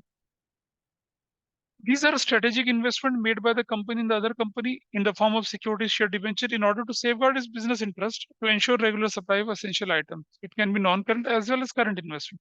They are including while calculating capital. Capital employed क्या होता है मैं बताऊंगा थोड़ी देर में, अभी नहीं। चलो इसको, अच्छा, नॉन ट्रेड इन्वेस्टमेंट क्या होते हैं? अगर देखिए, मान लिया जाए, जैसे हमने एग्जांपल लिया था ना आपके सामने अभी, कि मौली ने क्या करा, नोएडा में स्टील मैन्युफैक्चरिंग का बनाया और गुनिका ने कहाँ बनाया, झारखंड में बनाया, ठीक है? मौली तो किनारे हो गए कंपटीशन, उसके पास वो एक्सेस टू सप्लाई एडवांटेज है उसके पास। अब गुनिका को लग रहा है कि यार ये जो कोल कंपनी है, आयरन ओर कंपनी है, इलेक्ट्रिसिटी कंपनी है, वाटर सप्लाई कंपनी है, इनका झुकाव कॉम्पिटिटर की तरफ ज्यादा हो रहा है। They are more incline to competitor. ऐसे में क्या करेगी ये क्या करती है, उस कोल माइन कंपनी में और आयरन ओर कंपनी में 20% शेयर खरीद लेती है। अब क्या होगा, 20% शेयर खरीदेगी तो she can appoint independent director in that company itself. वो डायरेक्टर इसका रिप्रेजेंटेटिव होगा, तो वो क्या इसके खिलाफ कुछ करने देगा कंपनी में? नहीं करने देगा। तो what she has done, she safeguarded her business interest. जब हम किसी कंपनी के स्ट्रेटेजिक शेयर खरीदते हैं ना स्ट्रेटेजिक शेयर, क्यों खरीदते हैं? ताकि हमारा बिजनेस इंटरेस्ट सेफ रहे। ऐसे इन्वेस्टमेंट को ट्रेड इन्वेस्टमेंट बोलते हैं। और जब हम किसी भी कंपनी के XYZ शेयर खरीदते हैं इस कंडीशन में कि उसका उसकी मार्केट वैल्यू बढ़ेगी तब बेच के पैसा कमाएंगे, उसे नॉन ट्रेड इन्वेस्टमेंट कहते हैं। तो नॉन ट्रेड इन्वेस्टमेंट जो है वो नॉन ऑपरेटिंग एक्सपेंस कहलाता है। मतलब है तो इन्वेस्टमेंट वो, लेकिन वो क्या है, वो बिजनेस को एनहांस करने के लिए थोड़ा ही है। तो उस पर जो इंटरेस्ट मिलेगा वो इनकम आपकी नॉन ऑपरेटिंग कहलाएगी। लेकिन ट्रेड इन्वेस्टमेंट पे जो इंटरेस्ट या डिविडेंड मिलेगा वो क्या कहलाएगा आपके लिए? ऑपरेटिंग कहलाएगा, क्योंकि आपने तो बिजनेस बचाने के लिए किया था। इसलिए interest on non trade investment को आपने क्या किया पिछले क्वेश्चन में? माइनस किया। लेकिन इंटरेस्ट ऑन ट्रेड इन्वेस्टमेंट अगर आती तो क्या करते, उससे माइनस नहीं करते। Got it? This part is clear. चलिए, अब जरा शीट के उसी लास्ट वाले पेज पे चलिए। ये ट्रेड नॉन ट्रेड के बारे में बता दिया मैंने आपको। अब आपके पास क्या बोला हुआ है, कई बार क्वेश्चन में आता है कि over valuation of opening stock, over valuation of under या under valuation of closing stock. ये क्या चीज होती है, इसे कैसे हैंडल करते हैं वो मैं आपको सिखाने जा रहा हूँ, ठीक है। ये ओवर वैल्यूएशन अंडर वैल्यूएशन क्या होता है जरा जानते हैं। क्या आपने बचपन में जब प्रूडेंस कंसेप्ट पढ़ा था, बचपन में 11th क्लास में, तो क्या बताया था मैंने आपको कि closing stock is valued at the cost और market whichever is less. Cost या market whichever is less पे क्या करते हैं, उसको हम वैल्यू करते हैं। अंडरस्टूड, ये बात होती है। अच्छा, तो मान लिया जाए साल के आखिर में कंपनी क्या कर रही है कि क्लोजिंग स्टॉक की वैल्यू बढ़ा देती है, ये ओपनिंग स्टॉक की वैल्यू बढ़ा देती है। इससे क्या फर्क पड़ता है? उससे मेरे प्रॉफिट में फर्क पड़ता है। ऐसे मैं शो करके दिखा रहा हूँ आपको, तो सुनो। प्रॉफिट बढ़ना चाहिए जेन्युइन तरीके से, ये थोड़ी कि क्लोजिंग स्टॉक की वैल्यू बढ़ा घटा के प्रॉफिट बढ़ा देंगे, वो एबनॉर्मल हो जाएगा, उसको हमें ठीक करना पड़ेगा। आइए देखें कैसे। तो देखिए, अब ये मान लो मेरे पास क्या है, मेरे पास है मान लो ग्रॉस प्रॉफिट जो है वो होता है नेट सेल्स। याद है, net sales minus cost of goods sold. Everybody is okay, यही तो होता है। मान लिया जाए मेरा नेट सेल्स था 20 लाख रुपए का, कॉस्ट ऑफ गुड्स सोल्ड था मेरा 15 लाख रुपए का। तो बताइए मेरा प्रॉफिट कितना है? 5 लाख है। Everybody is okay with this. चलिए, अब मैं लिख रहा हूं यहाँ पर क्या, कॉस्ट ऑफ गुड्स सोल्ड, जो किसके बराबर होता है? Opening stock plus net purchases, याद होगा बचपन में पढ़ा था, plus direct expenses minus closing stock. This is done, यही तो होता है। अच्छा, ये मेरा ओपनिंग स्टॉक मान लो 5 लाख रुपए का, प्लस मान लो 3 लाख रुपए का, और ये हो गया मेरा मान लो 6 लाख रुपए का। ठीक है, 6 और 3 9, और ये डायरेक्ट एक्सपेंसेस कितने के हो गए मान लो मेरे, 8 लाख रुपए के। What is the value? 8 से 14 3 17, 2 लाख रुपए का क्लोजिंग स्टॉक। क्या वैल्यू आ गई? 15 लाख आ गई वैल्यू, वही हो गया। करेक्ट। अच्छा सुनो, आप क्वेश्चन कहता है कि opening stock is over valued bye 2 lakh. Opening stock, रुक जा बेटा, opening stock is valued over valued. Opening stock की वैल्यू ज्यादा कर दिया आपने, और यानी कि 3 की जगह कितना कर दिया? 5 कर दिया। एज अ रिजल्ट क्या हो जाएगा? 6 लाख। एज अ रिजल्ट क्या हो जाएगा? 8 लाख। एज अ रिजल्ट क्या हो जाएगा बताइए, व्हाट विल योर आंसर? 6 और 5 11, और 8 19 में से 2 चला, कितना हो गया? 17 लाख। इससे कॉस्ट ऑफ गुड्स सोल्ड बढ़ गई, बढ़ गई कॉस्ट ऑफ गुड्स सोल्ड। और अब जरा इसको देख यहाँ पर, what will be your GP now? 20 lakh minus 17 lakh, what will be your answer? 3 lakh. What was your previous answer? 5 lakh. What is the result? What is the effect on profit? कम हो गया। पर ये प्रॉफिट की हमारी नॉर्मल एक्टिविटी से कम हुआ नहीं ना। कैसे ठीक करूंगा? How will I rectify this? अगर आपका प्रॉफिट कम हो गया तो उसे रेक्टिफाई कैसे करेंगे बताइए, बताओ कैसे करेंगे, बोलो भाई। ऐड बैक करके यार। How will I rectified? अगर मेरा प्रॉफिट कम हो गया तो कैसे ठीक करूंगा मैं इसको? आई ऐड कितना? 2 लाख। जितना मेरा प्रॉफिट ओवर वैल्यूड हो उसको ऐड करूंगा। ऐड क्या करूंगा मैं इसको ठीक करने के लिए? Over valuation of opening stock. क्या बेटा? हाँ, इंटेंशनली करते हैं। याद है सीक्रेट रिजर्व वगैरह बनाने के लिए बचपन में पढ़ा था प्रोविजन रिजर्व वाले चैप्टर में। इंटेंशन भाई क्लोजिंग स्टॉक की वैल्यू करना तो आपके हाथ में है ना। कॉस्ट से मार्केट विच एवरेज लेस, आपने कॉस्ट से मार्केट विच एवरेज हायर कर दिया। कौन रोक रहा है आपको? कोई रोक थोड़ी रहा है। इतना डिटेल कोई चेक थोड़ी कर रहा है। Got it? इसका मतलब क्या हुआ कि अगर ओपनिंग स्टॉक ओवर वैल्यूड हुआ, है ना, अगर ओपनिंग स्टॉक ओवर वैल्यूड हो तो करेक्शन कैसे करेंगे? ऐड करके करेंगे। एक रूल बना सकते हैं ना हम लोग, ओपनिंग स्टॉक अगर ओवर वैल्यूड हो गया तो कैसे ठीक करना है? ऐड करके ठीक करना है। और अगर ओवर ओवर अगर अगर ओपनिंग स्टॉक अंडर वैल्यूड हुआ तो कैसे ठीक करेंगे फिर? माइनस करके। यानी ओवर ओपनिंग स्टॉक के साथ क्या रिलेशनशिप है? पॉजिटिव रिलेशनशिप है। मैं एक रूल ऑफ थंब बता रहा हूँ आपको कि अगर ओपनिंग स्टॉक ओवर वैल्यूड हो गया तो ठीक करने के लिए प्लस करिए, ओपनिंग स्टॉक अंडर वैल्यूड हो गया तो क्या करिए? ठीक करने के लिए माइनस। यानी कि ओपनिंग स्टॉक अगर ओवर वैल्यूड हो गया तो कैसे करेक्ट करेंगे उसको? ऐड करके। और अगर ओपनिंग स्टॉक क्या हो गया? अंडर वैल्यूड हो गया तो कैसे ठीक करेंगे उसको? माइनस करके। इसका उल्टा होना चाहिए क्लोजिंग स्टॉक पे। एग्रीड? करके दिखा सकते हो लेकिन टाइम कम है। कैसे कि अगर क्लोजिंग स्टॉक ओवर वैल्यूड हो गया तो क्या करना है उसको? लेस करके ठीक करिए। और अगर क्लोजिंग स्टॉक क्या हो गया? अंडर वैल्यूड हो गया तो कैसे ठीक करेंगे उसको? ऐड करके ठीक करेंगे। इतना आपको ध्यान रखना है, ठीक है। और अब अपनी शीट देखिए, उसमें चार्ट बना के दे रखा है आपके सामने। Can you see the sheet here? दिख रहा है? ओपनिंग स्टॉक अगर ओवर वैल्यूड है तो कैसे करेंगे? प्रॉफिट में जोड़ दीजिए। देखो नोट्स देखो। ओपनिंग स्टॉक अगर अंडर वैल्यूड है तो क्या करेंगे? डिडक्ट कर देंगे। क्लोजिंग स्टॉक में उल्टा कर देंगे, ठीक है। और अगर क्वेश्चन में क्या दे रखा हो? लॉस दे रखा हो तो क्या है तो वही ऐड टू प्रॉफिट करते थे ना, यहाँ ऐड टू लॉस करेंगे। वहां डिडक्ट फ्रॉम प्रॉफिट करते थे, यहाँ डिडक्ट टू लॉस करेंगे। मतलब लोग उसमें गड़बड़ा जाते हैं क्योंकि लॉस तो ऑलरेडी माइनस होता है ना। तो अगर लॉस में मैं कोई चीज प्लस करूंगा तो मेरे तो इफेक्ट अलग हो जाएगा ना। उसको ध्यान से रख के चलना। मान लो किसी पर्टिकुलर एरिया में आपके पास लॉस दिख रहा है। दिख रहा है लॉस माइनस। और आपने क्या कर दिया? Over valuation of under opening stock को भी क्या कर दिया? प्लस कर दिया। तो मान लिया आपके पास लॉस कितने का है? -40,000 है। या मान लो पहले प्रॉफिट 40,000 का है। ओवर वैल्यूएशन ऑफ, अनन्य ध्यान दीजिए इधर, over valuation of opening stock है 10,000 का। प्रॉफिट में क्या करूंगा ठीक करने के लिए? Plus. My answer is going to 50,000। लेकिन अगर मेरे पास कितना है? -40,000 है और प्लस करूंगा मैं 10,000, 10,000 तो मेरा आंसर कितना बन जाएगा? -40,000। ये फर्क दिखने के लिए मैंने वो लिखा है, और कोई क्या करे यार। हाँ -30 आएगा, -30 विल बी माई आंसर। ऐसा लेके चलना है। वो टेबल से आपको क्या हेल्प मिलेगी? अच्छा, अब एक बात और समझ लीजिए। अगर कोई क्लोजिंग स्टॉक इस साल का है तो अगले साल का क्या बन जाएगा वो? उसका इफेक्ट अगले साल भी जाएगा। और अगर कोई ओपनिंग स्टॉक इस साल का है तो पिछले साल का क्या होगा वो? उसका इफेक्ट पिछले साल भी जाएगा। ये ध्यान रखना। समझ लो, और उल्टा इफेक्ट जाएगा। अगर ओपनिंग स्टॉक बोल के आपने जोड़ा है तो क्लोजिंग स्टॉक बोल के पिछले साल माइनस करना पड़ेगा। और अगर क्लोजिंग स्टॉक बोल के आपने क्या करा है? माइनस किया, तो अगले साल क्या करना पड़ेगा? प्लस करना पड़ेगा ओपनिंग स्टॉक। ये इफेक्ट ध्यान रखिएगा, ठीक है। देखिए नीचे लिखा है नोट्स में, if nothing is mention, stock given in the question will be assumed as closing stock, and closing stock of current year will be opening stock of next year, and opening stock of current year will be closing stock of previous. है ना? ये आपको दे रखा है। चलो इसको question में कैसे अप्लाई करते हैं वो देखिए अब आप।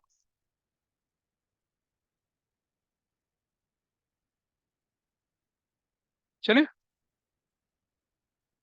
आओ देखिए। बुक निकालिए। तबियत तुम्हारी तो झील निकल आई भाई। है? अच्छा चलिए, एक क्वेश्चन के 5 मिनट का ब्रेक देता हूँ मैं, ठीक है, इसके ऊपर। आइए देखिए।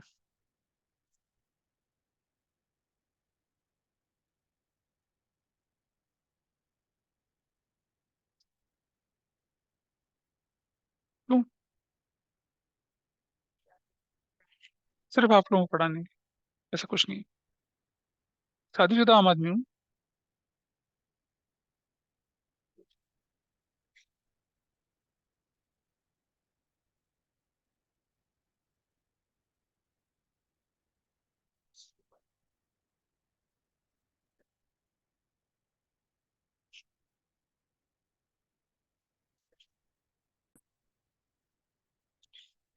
अच्छा आप देखिए, अभी तो हम लोगों ने क्या करा, थोड़े मोटे एडजस्टमेंट्स करे ना। अभी आपने एवरेज प्रॉफिट देखा, वेटेड एवरेज प्रॉफिट देखा, अब आइए सुपर प्रॉफिट देखते हैं, ठीक है। अच्छा, अभी मैन और सुपरमैन में क्या फर्क होता है? ये बताओ मुझे, इसका फर्क मत बोलना, बस बाकी सब बोलना। हाँ, वो नहीं, नहीं नहीं, हाँ वो डोंट डोंट नहीं बोलना चाहिए। मैं बोलता हूँ स्कूल में, नहीं बोले सर जी, वो अंदर ये बाहर, ऐसा बोलते हैं लोग, ऐसा नहीं। किसका फर्क होता है? पावर का। मैन में जो पावर ऑर्डिनरी, सुपरमैन में सुपर पावर्स होती हैं। ऐसे ही आपका प्रॉफिट, सुपर प्रॉफिट कब होगा? जब आप मार्केट में, इंडस्ट्री में और लोगों से ज्यादा अच्छा कमाते हैं। जैसे नॉर्मल प्रॉफिट इंडस्ट्री में अगर 1 लाख रुपया है और आपका जो प्रॉफिट है वो 150 है, तो आप औरों से कितने ज्यादा अच्छे हैं? 50,000 ज्यादा अच्छे हैं ना। So that is your super profit. और सुपर प्रॉफिट को ईयर्स परचेज से मल्टीप्लाई करेंगे, गुडविल निकल आएगी। तो see the question, see the note. बताएंगे, अभी बता रहे हैं, देखिए।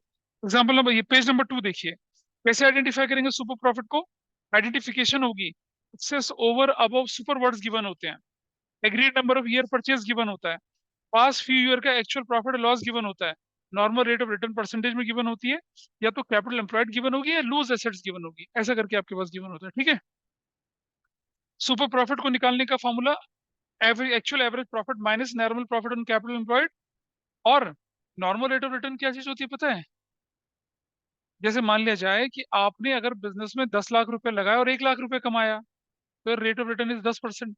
ऐसी इंडस्ट्री में हर व्यक्ति जो भी जितना भी पैसा लगा रहा है उसको सिर्फ 10% ही मिल रहा है, तो उसे नॉर्मल रेट ऑफ रिटर्न बोलते हैं। ठीक है, मतलब इंडस्ट्री का, ऑन एन एवरेज इंडस्ट्री में कोई व्यक्ति अगर पैसा लगाता है, सीमेंट इंडस्ट्री में, ऑटोमोबाइल इंडस्ट्री में, सॉफ्टवेयर इंडस्ट्री में, उसको कितना रिटर्न मिल रहा है उसे नॉर्मल रेट ऑफ रिटर्न कहते हैं। ठीक है, वो मार्केट में एवरेज के बेस पर डिसाइड होता है। What was your question? ठीक है। अच्छा, the rate normally earn by an average firm belonging to the same industry on its capital employed. ठीक है, इसे नॉर्मल रेट ऑफ रिटर्न बोलते हैं। और अब जो आपके स्टेप्स हैं, पहला स्टेप आप एक्चुअल एवरेज प्रॉफिट निकालेंगे जैसे पहले निकाला था। दूसरा प्रॉफिट आप क्या करेंगे? कैपिटल एम्प्लॉयड कैलकुलेट करेंगे, और आपके पास नॉर्मल रेट गिवन होगा, जैसे 10%, 15%, इंटू रेट अपॉन 100 करके आप निकाल लेंगे नॉर्मल प्रॉफिट। सुपर प्रॉफिट कैसे निकलेगा? Actual average profit minus normal profit करेंगे सुपर प्रॉफिट, और सुपर प्रॉफिट को मल्टीप्लाई करेंगे ईयर्स परचेज से, तो you will get the goodwill. Now what's your question? अरे भाई समझ, अकाउंटिंग साइंस तो है नहीं, लोगों के एक्सपीरियंस के बेस पे चलती है। कुछ लोगों ने बोला एवरेज प्रॉफिट को ईयर्स परचेज से मल्टीप्लाई कर दीजिए, गुडविल निकल आएगी। कुछ बोले क्यों लें एवरेज प्रॉफिट को, हम तो ये देखेंगे कि हम इंडस्ट्री से कितने अच्छे हैं, तो हम इंडस्ट्री के नॉर्मल प्रॉफिट से कंपेयर करके फिर निकालेंगे। तो इसलिए वो इस वाला फॉर्मूला लेके चल रहे हैं। ठीक है, अब आप देखिए जरा ध्यान से कि यहाँ पर एक शब्द आया, how to calculate capital employed. ठीक है, पहले मैं क्या कर रहा हूँ, आपको एक सिंपल से क्वेश्चन करके दिखा रहा हूँ, फिर दिखाऊंगा आपको कि अगर कैपिटल एम्प्लॉयड के साथ करना होता तो कैसे करना होता। Just open up your books now. एक बुक खोलो जरा यहाँ पर। सुपर प्रॉफिट मेथड में आप पहले देख लीजिए, क्वेश्चन नंबर 12 है आपकी बुक का, क्वेश्चन नंबर 12 में करके दिखा रहा हूँ, ठीक है, फिर मैं कैपिटल एम्प्लॉयड वाले क्वेश्चन कराऊंगा आप। क्वेश्चन 12, पेज नंबर कितना है ये? 2.33। क्वेश्चन नंबर 12 में क्या लिखा है कि अतुल एंड विपुल पार्टनर थे, और उन्होंने बिजनेस में कितना इन्वेस्ट किया? 50,000 इन्वेस्ट किया। सुपर प्रॉफिट के स्टेप्स क्या हैं, अनन्य ध्यान से सुनना। पहला स्टेप होगा क्या? Actual average profit, actual average profit निकालेंगे, ठीक है। दूसरा स्टेप क्या निकालेंगे? नॉर्मल प्रॉफिट निकालेंगे ऑन कैपिटल एम्प्लॉयड, ऐसे निकालेंगे। स्टेप को उल्टा पुल्टा नहीं करेगा, बहुत स्मूथली आंसर निकलेगा। तीसरा स्टेप क्या होगा? Super profit. सुपर प्रॉफिट क्या होगा? Actual average profit minus normal profit, ऐसा कर लेंगे हम लोग, ठीक है जी। और उसके बाद number 4, what will be your goodwill? That will be super profit into years purchase. अब हम इसको लगा के देखते हैं यहाँ पर। चलिए बताइए मुझे यहाँ पर, सबसे पहले एक्चुअल एवरेज प्रॉफिट क्वेश्चन में गिवन है क्या, नंबर 12 में? On an average profit is 16,000, कितना बोला क्वेश्चन में? एवरेज प्रॉफिट कितना बोला? 16,000। या तो गिवन होगा या कैलकुलेट करना होगा, ठीक है। नाउ इट सेज कि 50,000 की कैपिटल लगाइए और नॉर्मल रेट ऑफ इंडस्ट्री कितना है? 15%। उन्होंने क्वेश्चन पे पढ़ते चलो। व्हाट इज, आपकी कैपिटल एम्प्लॉयड कितनी है? 50,000। नॉर्मल रेट ऑफ रिटर्न कितना है? 15%। तो what is your value? 7,500। You got it. फिर अगर हमें बोलें कि सुपर प्रॉफिट निकालना, तो कैसे निकालूंगा? 16,000 माइनस 7,500 कितना हो जाएगा? 8,500 हो जाएगा। That is also clear. और फिर हमसे बोलता है कि कैसे निकालना है? Super profit into what is years purchase given in the question? 4 years purchase. तो कितना हो गया? 34,000। That's your answer. इतना आसान है सुपर प्रॉफिट। पहला काम तो आपको वैसे ही करना है जैसे एवरेज में करते थे। वहां तो एवरेज को ईयर्स परचेज से मल्टीप्लाई करके काम कर लेते थे। यहाँ दो स्टेप एक्स्ट्रा आ गए। नॉर्मल प्रॉफिट कैलकुलेट करो, फिर सुपर प्रॉफिट कैलकुलेट करो, सुपर प्रॉफिट को ईयर्स परचेज से मल्टीप्लाई कर दो। नींद आ रही है? ठीक है। नहीं समझ में आ रहा है? नहीं आ रहा है? अच्छा ठीक है। This is done. क्लियर है? ये कौन सा था? एग्जाम्पल नंबर 12 था। ठीक है। जरा एग्जाम्पल नंबर 13 करके दिखाइए मुझे। ये लीजिए, एग्जाम्पल 12 के बाद 13 करिए। नहीं सॉरी, क्वेश्चन 13 करिए। ये होने के बाद क्वेश्चन 13 करके दिखाइए। अगर आपने 13 कर लिया तो चलो जरा सीखते हैं कि अगर कैपिटल एम्प्लॉयड के बड़े क्वेश्चन आए तो कैसे हैंडल करेंगे उसको। ठीक है। कैपिटल एम्प्लॉयड को कैसे हैंडल करते हैं वो मैं समझाने की कोशिश कर रहा हूँ। यहाँ देखिए जरा, और फिर हम उसके बाद आगे बढ़ते हैं। Just see the information here. क्या क्या गिवन है देखिए कि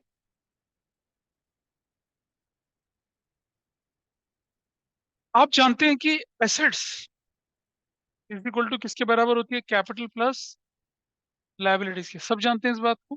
ठीक है। एसेट्स जो होती है वो दो हिस्सों में जाती है, एक को कहते हैं नॉन करंट एसेट्स, एक को कहते हैं current assets. That is fine with you.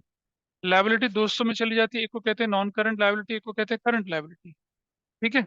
अच्छा, आप ये भी जानते होंगे क्या कि टोटल एसेट्स जो होती है that is equal to total liabilities? हाँ या ना बताइए, होती है। लेकिन टोटल लायबिलिटी को दो हिस्सों में बांटा। एक को बोला हमने क्या, ये, और एक को बोला हमने ये। ठीक है। ये जो है ये वाली, ये क्या होती है आपकी? इंटरनल लायबिलिटी होती है। और ये वाली क्या होती है? एक्सटर्नल लायबिलिटी होती है। Got it? तो अगर कोई व्यक्ति बोले ना total assets is equal to total liabilities, तो उसके अंदर कैपिटल भी इंक्लूड है। लेकिन अगर हम बोलेंगे total assets is equal to capital plus total liabilities, तो ब्रैकेट में एक्सटर्नल करना पड़ेगा। करना पड़ेगा ना? Understood this part? ठीक है जी। अच्छा, अब क्या होता है कि जब हम पार्टनरशिप की बात करते हैं तो मेरे बिजनेस में कितनी कैपिटल लगी हुई है मैं कैसे निकालूंगा? What I do, I right total assets. मैं क्या निकाल रहा हूँ? कैपिटल एम्प्लॉयड निकाल रहा हूँ। कैपिटल कैसे निकालूंगा? टोटल एसेट्स माइनस क्या करूंगा बताओ? माइनस क्या करूंगा? टोटल लायबिलिटीज, लेकिन कौन सी वाली? एक्सटर्नल वाली। एक्सटर्नल वाली। मेरी कैपिटल एम्प्लॉयड निकल आएगी। या फिर मैं क्या करूंगा, सिर्फ इसी को उठाऊंगा और क्या निकल आएगा? मेरा कैपिटल एम्प्लॉयड निकलेगा। लेकिन कंपनी के केस में क्या होता है पता है? वो जब बाद में पढ़ेंगे आप। कंपनी के केस में क्या होता है कि अगर मुझे कैपिटल एम्प्लॉयड निकालना है तो कैसे करूंगा? टोटल एसेट्स में से सिर्फ ये हिस्सा माइनस करते हैं, करंट लायबिलिटी। कंपनी में ये होता है। जब आप कंपनीज एक्ट पढ़ेंगे ना इशू ऑफ शेयर्स में, तब वहां ही आएगा। इसलिए यहाँ इसका रेफरेंस में नहीं लेके चल रहा। यहाँ बड़ा सिंपल है। आपको अगर आपको एसेट साइड या लायबिलिटी साइड दो तरह से कैपिटल एम्प्लॉयड निकालना पड़ेगा। तो कैसे निकालेंगे? टोटल एसेट्स में से क्या माइनस कर देंगे? टोटल एक्सटर्नल माइनस कर देंगे, निकल आएगा। या फिर सिर्फ इसी का टोटल करेंगे, you will get your answer. ठीक है जी। अब कुछ चीजें ऐसी होती हैं जो एसेट्स के अंदर इंक्लूड हो रखी होती हैं, जैसे फिक्टिशियस एसेट्स, है ना? जैसे डेफर्ड रेवेन्यू एक्सपेंडिचर हो गया, वैसा करके प्रॉफिट एंड लॉस का डेबिट बैलेंस हो गया, अनरिटर्न ऑफ लॉस हो गया। अभी पढ़ा था ना फंडामेंटल में। तो वो तो यहाँ रहेंगे नहीं, उनको हम उठाएंगे और इस तरफ भेज देंगे, तो वो यहाँ जाके क्या हो जाएंगे? माइनस हो जाएंगे। अंडरस्टूड? ओल्ड गुडविल है जैसे, उसको हमें क्या करना होता है? माइनस करना होता है। प्रॉफिट एंड लॉस का डेबिट बैलेंस है, एडवर्टाइजिंग सस्पेंस से माइनस करना होता है। ठीक है। तो कैपिटल एम्प्लॉयड निकालने के दो तरीके होते हैं, एक लायबिलिटी साइड से और एक एसेट साइड से। ठीक है। अब अपने नोट्स खोलिए, देखिए मैं दिखाता हूँ आपको एसेट साइड लायबिलिटी साइड क्या होता है। अपने नोट्स को खोलिए और चले पढ़िए किस पर? पेज नंबर आ जाइए 3 पे। दिख रहा है आपको कैलकुलेशन ऑफ कैपिटल एम्प्लॉयड?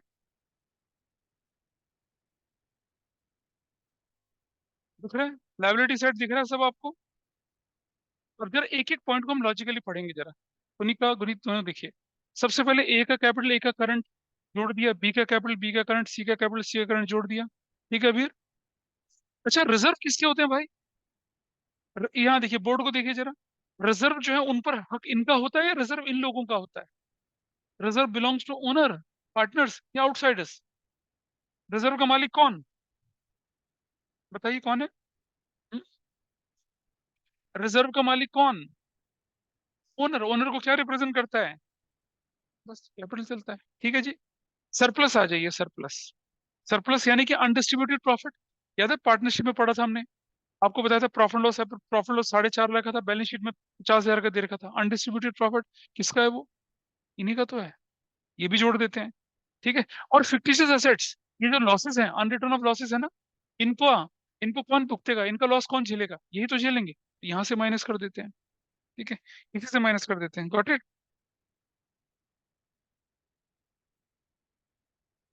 इसके बाद ओल्ड गुडविल, वो भी एसेट साइड में दिखती है। और एज पर अकाउंटिंग स्टैंडर्ड 26 पुरानी गुडविल अगर दिखती है तो उसे हमें राइट ऑफ करना होता है, वो भी हम यहाँ से आके माइनस करेंगे। भाई लाइव एसेट्स का कोई आइटम अगर मैं लाइबिलिटी में जाऊंगा लेके, तो यहाँ माइनस करेंगे, इससे थोड़ी एडजस्ट करेंगे उसको, वो भी माइनस कर देंगे। और नॉन ट्रेड इन्वेस्टमेंट कौन से वाले? अभी बताया था नॉन ट्रेड इन्वेस्टमेंट, ये भी आपकी कैपिटल एम्प्लॉयड का पार्ट नहीं बनते, उसे हम यहाँ से माइनस कर देंगे। तो liability side is clear to all of, समझ में आई बात? अभी इसका प्रैक्टिकल एग्जांपल लेके चलूंगा और अच्छे से समझ में आएगा। अब एसेट साइड पे आ जाइए। आपने नॉन करंट एसेट्स लिखी, इन्वेस्टमेंट लिखा, ट्रेड इन्वेस्टमेंट, ठीक है, बेटा नॉन ट्रेड तो उधर जाके खत्म हो गया। और क्या बोला? टेंजिबल इंटेंजिबल एसेट्स बोली, करंट एसेट्स जोड़ दी, टोटल एसेट्स आ गया। उसमें से लायबिलिटीज करंट और नॉन करंट दोनों माइनस कर दी, तो क्या निकल आया आपके पास? कैपिटल एम्प्लॉयड निकल आया। प्रैक्टिकली कैसे करते हैं वो बताऊंगा, आपकी बुक में दो तरह से दिखा रखा है, मैं तीन तरह से करके दिखाऊंगा। करना एक ही तरीके से होता है, बहुत सारे मेथड नहीं लगाने होते हैं।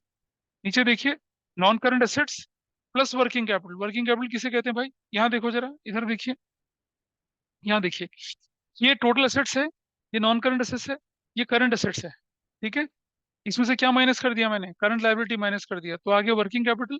मेरा फॉर्मूला बना non current assets plus working capital और plus plus non current liability. That formula is there with you, अगर आप देखेंगे तो। अब कैसे इसके प्रैक्टिकल क्वेश्चन करते हैं वो देखिए आप। आपकी बुक में ना इलस्ट्रेशन 1 नहीं, एग्जाम्पल 1 दे रखा है, दिखाइए जरा। एग्जाम्पल नंबर 1 खोलिए। मुझे लगता है कराया था इतना डिटेल में स्कूल में कई चीजों को। हाँ, लेकिन क्वेश्चन देंगे ऐसा, बता रहा हूँ। हाँ,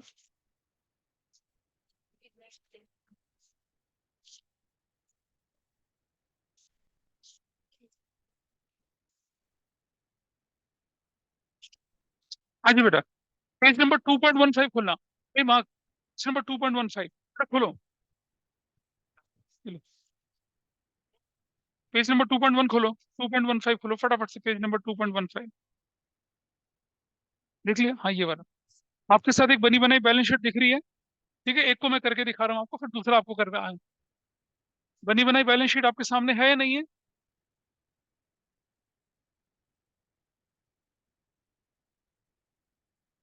ठीक है, करके दिखाऊं?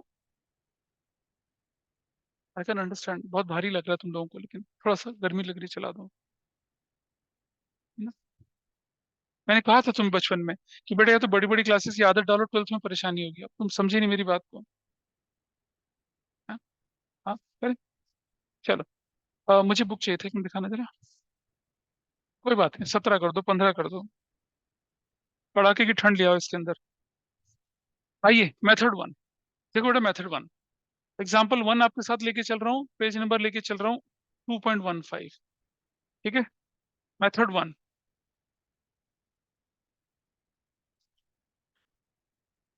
ज्यादा ठंडा कर दिया सर। सबसे पहले हम लेके चलते हैं लाइबिलिटी साइड। लाइबिलिटी साइड लेके चले, क्या क्या आइटम उठाने हैं हमने? कैपिटल्स। क्या क्या उठाना है? कैपिटल्स। किसकी कैपिटल है भाई? अमन की, और किसकी? भास्कर की। कितना कितना बताइए? इसका है कितना? 1 लाख। इसका कितना है? 1 लाख। ऐसे जान। फिर रिजर्व किसका होता है? इसी का ही होता है, रिजर्व इसी का होता है। बोलिए मार्क, रिजर्व किसका है? इसी का। Plus reserves. रिजर्व्स कितने? जनरल रिजर्व्स कितने के हैं देखिए, 90,000 का। ये भी आराम से हो गया। अब लाइबिलिटी में कोई आइटम बचा? लाइबिलिटी में कोई आइटम बचा जिसे यूज कर सकता हूँ मैं? नहीं बचा ना। ठीक है, एसेट्स में कोई आइटम है जो कि लाइबिलिटी में जाके माइनस होने वाला है? देखिए क्या लिखा हुआ, गुडविल। क्या दे रखा है? गुडविल। तो अगर बैलेंस शीट के अंदर गुडविल है तो वो ओल्ड गुडविल है, इसे माइनस करना है। यहाँ लिखेंगे माइनस गुडविल, कौन सी वाली? ओल्ड वाली गुडविल। कितने की? 30,000 की। और दिख रहा है माइनस एडवर्टीजमेंट सस्पेंस, कितने का? 10,000 का। What is your answer? 290 minus कितना कर दिया? 40, 250। क्या निकला है बेटा? इन्वेस्टमेंट में ट्रेड लिखा हुआ है, देख पढ़ के। तो ट्रेड, नॉन ट्रेड को माइनस करते हैं, ट्रेड को थोड़ी माइनस करते हैं। Got it? अच्छा सुनो, अगर क्वेश्चन में ये ना लिखा हो कि ट्रेड या नॉन ट्रेड है तो नॉन ट्रेड मान के चलेंगे उसको, क्योंकि अगर क्वेश्चन में ये नहीं लिखा गया कि इन्वेस्टमेंट ट्रेड है या नॉन ट्रेड है तो नॉन ट्रेड मान के चलेंगे, क्योंकि जनरली लोग नॉन ट्रेड इन्वेस्टमेंट करते हैं ना, शेयर मार्केट में पैसा लगाते हैं, पैसा बढ़ने की वजह से उसको क्या करते हैं, फिर बेचते हैं। स्ट्रेटेजिक इन्वेस्टमेंट तो बहुत कम लोग करते हैं। ठीक है, तो अगर ट्रेड होगा तो बोला जाएगा, नहीं होगा तो क्या मान के चलेंगे, नॉन ट्रेड। या it is an unreturned of loss, deferred revenue expenditure है ये। वो तो करंट लायबिलिटी है, तो लायबिलिटी साइड में यूज होगा ना, इधर साइड में थोड़ी यूज होगा। लायबिलिटी साइड क्यों बोला, क्योंकि लायबिलिटी के आइटम मिला के कर रहा हूँ मैं काम। मैं दो तरह से बना सकते ना। अब चलिए मेथड टू देखिए, मेथड टू, ये एसेट साइड में लेके चल रहा हूँ। तो मैंने बताया था कि आप क्या करेंगे, एसेट्स के आइटम उठा लीजिए पहले, लूज आइटम्स, फिर मैं आपकी बुक के तरीके से भी करके दिखाऊंगा। तो पहला आइटम क्या उठाया आपने, लैंड एंड बिल्डिंग। देख रहे हो लैंड एंड बिल्डिंग, बताइए क्या वैल्यू है, 1,50,000 है। उसके बाद अगली वैल्यू कितनी है, गुडविल तो लिखना ही नहीं है यहाँ पर।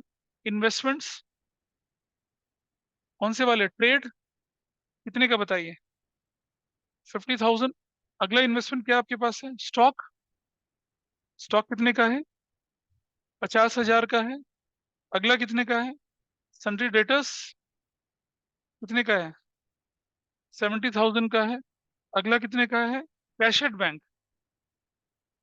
कितने का, 30,000 का। लूज आइटम उठा लिया हमने, एडवर्टीजमेंट सस्पेंस को इंक्लूड ही नहीं करा हमने, गुडविल को इंक्लूड ही नहीं करा। क्या वैल्यू आ गई बताइए, 2,50,000, कितना, कितना है वैल्यू, हाँ, 350, करेक्ट। ये आ गया क्या, टोटल एसेट्स, बोलिए हाँ। माइनस कर देंगे लायबिलिटीज, याद है लायबिलिटी, टोटल एसेट्स से लायबिलिटी माइनस करें तभी तो कैपिटल निकलता है। लायबिलिटी में क्या क्या दिख रहा है आपके पास, सन्ड्री क्रेडिटर्स दिख रहे हैं, कितने के, 90,000 के, 90,000 ब्रैकेट में। और और के दूसरा क्या दिख रहा है आपके पास, आउटस्टैंडिंग एक्सपेंसेस, वो कितने का दिख रहा है, 10,000 का। तो मेरे पास वैल्यू कितनी आ गई, 250। What is this, capital employed आ गया। ऐसा कर सकते हैं। ये तो बहुत भारी चीज है, आपकी क्वेश्चन में छोटी छोटी चीजें दे रखी होती है, बट कंसेप्ट आपको जानना जरूरी है। ठीक है, लग गया मार्क, कोई बात नहीं, बस थोड़ा सा और है, 3 नंबर का। नहीं बेटा, यूटी में तो वेटेज ज्यादा होगी ना उसकी। हाँ। अब सुनिए, एसेट साइड का, एसेट साइड में मेथड 3, ये मेथड आपकी बुक में नहीं दे रखा है, बुक में ये वाला मेथड दे रखा है। बुक क्या करती है, कहती है टोटल एसेट्स कर लो। भाई बैलेंस शीट में टोटल एसेट्स कितने का, मार्क मुझे बताइए, टोटल एसेट्स कितनी है, टोटल एसेट्स कितने की, 390। लेकिन 390 क्या प्योर एसेट्स है, नहीं, इसमें गुडविल भी जुड़ा हुआ है, इसमें डेफर्ड रेवेन्यू भी जुड़ा हुआ है, तो उसको माइनस करना पड़ेगा पहले। अगर मुझे प्योर टोटल एसेट्स चाहिए तो मुझे दो आइटम हटाने पड़ेंगे ना यहाँ से, एक ओल्ड गुडविल और एक क्या, एडवर्टीजमेंट सस्पेंस। अनन्या सुन लो, माइनस, क्या कर दिया, गुडविल ओल्ड माइनस कर दिया, कितने का बताइए, 40,000 का माइनस, 30,000 का माइनस कर दिया, क्या, एडवर्टीजमेंट सस्पेंस, कितने का बताइए, 10,000 का। तो मेरे पास अब आ गया, मेरे पास कितना आया ये, 3,50,000। This is my real total assets, हाँ या ना बताइए, सारी इंप्योरिटी हटा के। और माइनस कर दूंगा क्या मैं, लायबिलिटीज, कौन सी वाली, सन्ड्री क्रेडिटर्स, कितने के थे, 90,000 के। और आउटस्टैंडिंग एक्सपेंसेस कितने के थे, 10,000 के। सो मेरे पास क्या निकल कर आ गया, 250 इज माई कैपिटल एम्प्लॉयड। आपकी बुक ने दो तरह से बताया, मैंने तीन तरह से बता दिया। हाँ तो बिल्कुल कोई भी कर सकते हैं, you can apply any method. ठीक है, ये समझ में आया क्या किया। अब एग्जाम्पल टू अपने आप करके देखिए, ये लीजिए, करिए अपने एग्जाम्पल टू। अगर आपने ये सीख लिया तो फिर सुपर प्रॉफिट और जो कैपिटलाइजेशन है ना, वो भी खत्म हो जाएगा आपका आराम से, सब आएगा ढंग से। तो भाई सुनो, लो मुझे बताओ जरा, अ, पहले मेथड में बताओ, कैपिटल पार्टनर्स के नाम बताइए क्या क्या है। अबीर की कैपिटल कितनी है, अरे यार, अमृत कितना है, 2 लाख। दूसरे की, दूसरा कौन है, सुधीर, कितना, अच्छा। अब और सुनो, और बताइए लाइबिलिटी साइड में क्या क्या है, जनरल रिजर्व कितने का, 180 का। और क्या है? नहीं, नहीं बेटा, ये लाइबिलिटी में कोई और आइटम है? रिजर्व रिजर्व कुछ है? नहीं है। सरप्लस कुछ नहीं है। अब असेट साइड में आइटम उठाइए जो नेग्लेक्टेड आइटम है। माइनस गुडविल ओल्ड, कितने की? 60,000 माइनस कर दिया। अगला बताइए। डेफर्ड रेवेन्यू एक्सपेंडिचर कितने का? 20,000 का। और सुनो बेटा, what about trade investment, non trade investment? Minus non trade investments कितने की? हाँ, 1 लाख का। सो इस तरह से क्या निकला आपकी value? That's your capital employed. ठीक है। चलो एसेट्स में चलिए। बताइए, बताइए लाइनर बिल्डिंग कितने का? 3 लाख का। बताइए इन्वेस्टमेंट तो हटा दिया हमने, यहाँ से हट गया। स्टॉक कितने का? 1 लाख का। गुड। डेटर कितने के? What is cash at bank? और कुछ है? टोटल कितना? 6 lakh. Is that okay with everybody? और लाइबिलिटी कितने की? 180 का। ठीक है। और ये कितने का? टोटल कितना? 4 लाख। टोटल असेसमेंट से लाइबिलिटी माइनस कर दिया। ठीक है। अब इधर आ जाइए, यहाँ टोटल असेस कितने लिखे आपके क्वेश्चन में? 7,80,000। गुडविल ओल्ड कितने की थी? देखिए, माइनस ओल्ड गुडविल कितने की है? 60,000 की, ब्रैकेट में आ गया। ठीक है। आगे बोला क्या था? माइनस, अरे नॉन ट्रेड इन्वेस्टमेंट यार, नॉन ट्रेड इन्वेस्टमेंट कितने के? 1 लाख के माइनस कर दिया। डेफर्ड रेवेन्यू एक्सपेंडिचर कितने का? 20,000 का। What is the value? 6 lakh value आ गई। माइनस ये कितना? 180। माइनस कितना? 20। What is your value? 4 lakh. देखो आराम से हो गया, सब कुछ हो गया। Everything is done. है ना? कैपिटल एम्प्लॉयड कैसे निकालते हैं, ये मैंने 3 तरीके से आपको करके दिखा दिया। कोई भी एक तरीका देखो, एग्जाम में ऐसा नहीं कि आपको सारे तरीके फॉलो करने। You just have to follow any one method. कर लिया? अब एक क्वेश्चन कैपिटल एम्प्लॉयड वाला करके फिर मैं आपको तो आगे के दोनों फॉर्मूले बताता, फिर हमें सिर्फ प्रैक्टिस करना रह जाएगा। है ना? आई कैन अंडरस्टैंड एक ही दिन में सब कुछ भर रहे हैं, लेकिन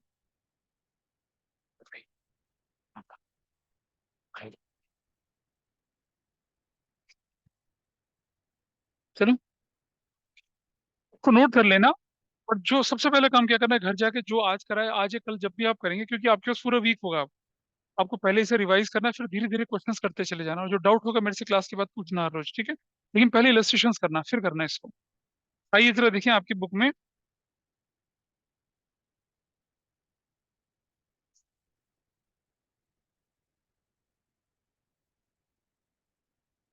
क्वेश्चन नंबर 15। ये करिए पहले question number 15। Page number 2.33, question number 15 करिए पहले। Question number 15। मुझे वैल्यूज बताइए क्या क्या दे रखिए क्वेश्चन में। सबसे पहले देखिए सुपर प्रॉफिट का फॉर्मूला लिखिए। सबसे पहला क्या आपके पास है? Actual average profit. Question number कितना है ये? 15। एक्चुअल एवरेज प्रॉफिट क्या क्वेश्चन में गिवन है? गिवन है कितना? ये 8 लाख गिवन है। ठीक है जी। Number 2, normal profit on capital employed निकालना है भैया हमें। ठीक है? जो कि कैसे निकलेगा? Capital employed into normal rate on में 100 करके निकलेगा। निकलेगा? चलो बताओ कैपिटल एम्प्लॉयड कितना है क्वेश्चन में गिवन है? तो चलो ठीक है, कैसे निकाला? एसेट्स की वैल्यू बताइए कितनी? 22 लाख। लाइबिलिटीज कितने की? 560। हो गया। इनटू कितना करूंगा rate? What is this value? Into 10/100। कितना निकल गया? वंस। गॉट इट, आसान हो गया। तीसरा स्टेप, सुपर प्रॉफिट, वो कैसे निकलेगा? 8 lakh minus 1,64,000। What is the value? 36,000। Got it जी। Number 4, what is goodwill? Super profit into years purchase. 6,36,000 into years purchase कितना? What is your value? 15,90,000। That's your answer. Easy. अब अगर कैपिटल एम्प्लॉयड का कितना भी टेढ़ा मेढ़ा उल्टा पुल्टा क्वेश्चन आएगा, आप आराम से उसे हैंडल कर पाएंगे। ठीक है? अच्छा, बाकी के क्वेश्चन को अभी मैं नहीं पढ़ रहा, मैं आगे आपको दोनों मेथड और सिखा दूं ताकि आपके पास क्या कंसेप्चुअली चीजें आए, फिर हम देखो प्रैक्टिस करना शुरू करते हैं। अच्छा, अब एक बात समझिए, ये जो भी दिख रहा है आपको यहाँ पर, ठीक है, इसको होल्ड करते हैं। अगर अन्य नोट कर लिया इसे, नोट कर लिया। चलो मैं एक चीज बताता हूँ, जरा समझना। अभी हम क्या करते हैं, नोन से अननोन की तरफ चलते हैं, चल रहे हैं नोन से अननोन की तरफ चल रहे हैं ना। हमें सारी चीजें नोन थी, हमने अननोन निकाल लिए। अब हम अननोन से नोन की तरफ चलते हैं। कैसे, मैं बताता हूँ। देखिए, मान लिया जाए आपका प्रॉफिट 1 लाख रुपया है, करेक्ट। अभी तो हम कैपिटल एम्प्लॉयड से नॉर्मल प्रॉफिट की तरफ चल रहे हैं ना। मान लिया जाए आपका प्रॉफिट 1 लाख रुपया है, ठीक है। और rate, normal rate of return industry का मान लो कितना परसेंट है, 10% है। क्या आप निकाल सकते हैं कि मेरी कैपिटल कितनी थी? कैसे निकालूंगा? हाँ, हाँ, देखो ऐसे निकालेंगे, let capital is equal to X. तो नॉर्मल प्रॉफिट कितना आपके पास है, तो प्रॉफिट कितना आपके पास है, 1 लाख, ठीक है। और प्रॉफिट कितना होगा वो, एक्स का 10/100 इज इक्वल टू कितना हो जाएगा, 1 लाख हो जाएगा। Understood? What is x? 1 lakh into 100 upon में 10, है ना। क्या निकल आएगा मेरा, कैपिटल निकल आएगी, जो कि कितनी होगी, कैसे निकलेगी, देखिए क्या निकलेगी वो, 10 लाख निकलेगी। इसको एक स्ट्रक्चर्ड फॉर्मूले में कन्वर्ट कर रहा हूँ, कैसे? अगर मुझे प्रॉफिट के पेस पर कैपिटल एम्प्लॉयड निकालनी, तो मुझे क्या करना चाहिए, मुझे ऐसा करना चाहिए, मुझे लिखना चाहिए प्रॉफिट, मुझे लिखना चाहिए क्या, एक्चुअल एवरेज प्रॉफिट, है ना, इंटू 100 अपॉन में नॉर्मल रेट करना चाहिए। क्या निकल आएगा मेरा, मेरा कैपिटल एम्प्लॉयड निकल आएगा ना। इसी को कहते हैं कैपिटलाइजेशन ऑफ एवरेज प्रॉफिट। क्या बोलते हैं इसे, capitalisation of average profit, such a simple thing. Getting my point और नॉट? देखिए, आपके पास है, अभी तो हमने जितने भी फॉर्मूले सीखे आपके सामने वो था प्रॉफिट बेस्ड था। अब हम बोल रहे हैं कि नहीं नहीं, प्रॉफिट प्रॉफिट छोड़ो, हम कैपिटल के हिसाब से क्या निकालेंगे, गुडविल की वैल्यू निकालेंगे। मैंने कहा निकाल लेते हैं। दो मेथड है, कैपिटलाइजेशन ऑफ एवरेज प्रॉफिट और कैपिटलाइजेशन ऑफ क्या, सुपर प्रॉफिट। तो हमने क्या किया कि अपना प्रॉफिट निकाला, एवरेज नॉर्मल प्रॉफिट निकाला, उसको 100 अपॉन में रेट कर दूंगा, तो मेरी क्या निकल आएगी, कैपिटल एम्प्लॉयड निकल आएगी ना। क्या निकल आएगी मेरी, कैपिटल एम्प्लॉयड। और उस कैपिटल एम्प्लॉयड को एक्चुअल कैपिटल एम्प्लॉयड से कंपेयर करूंगा, तो क्या निकल आएगा, गुडविल निकल आएगा। करके दिखाता हूँ कैसे, ठीक है, करके दिखाता हूँ। ध्यान से, इसको मैं मिटाऊंगा नहीं अभी। देखिए कैसे,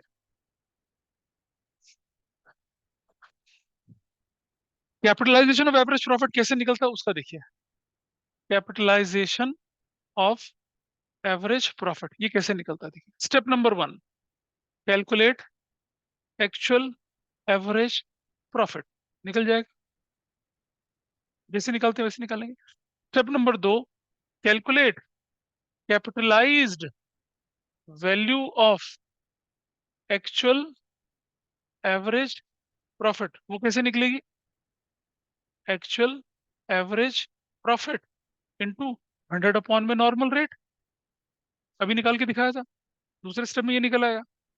तीसरा स्टेप निकालेंगे क्या, कैपिटल एम्प्लॉयड, कैपिटल एम्प्लॉयड कौन सी वाली, एग्जिस्टिंग, एग्जिस्टिंग कैपिटल एम्प्लॉयड निकाली। अभी आपको फॉर्मूला सिखाया था कैसे निकालते हैं, टोटल एसेट्स माइनस लायबिलिटी करके, वैसा करके ये निकाला है।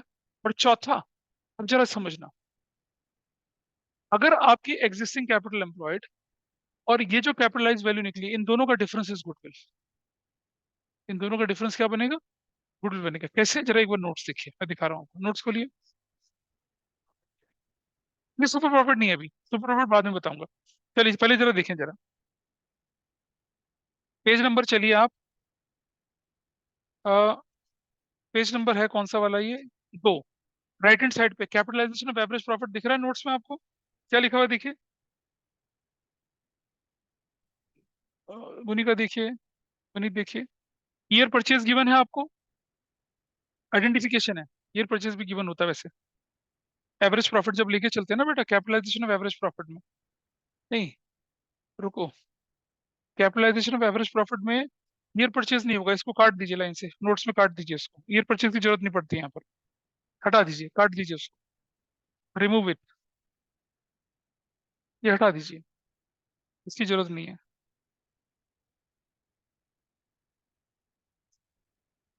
ईयर परचेज की जरूरत ही नहीं पड़ेगी।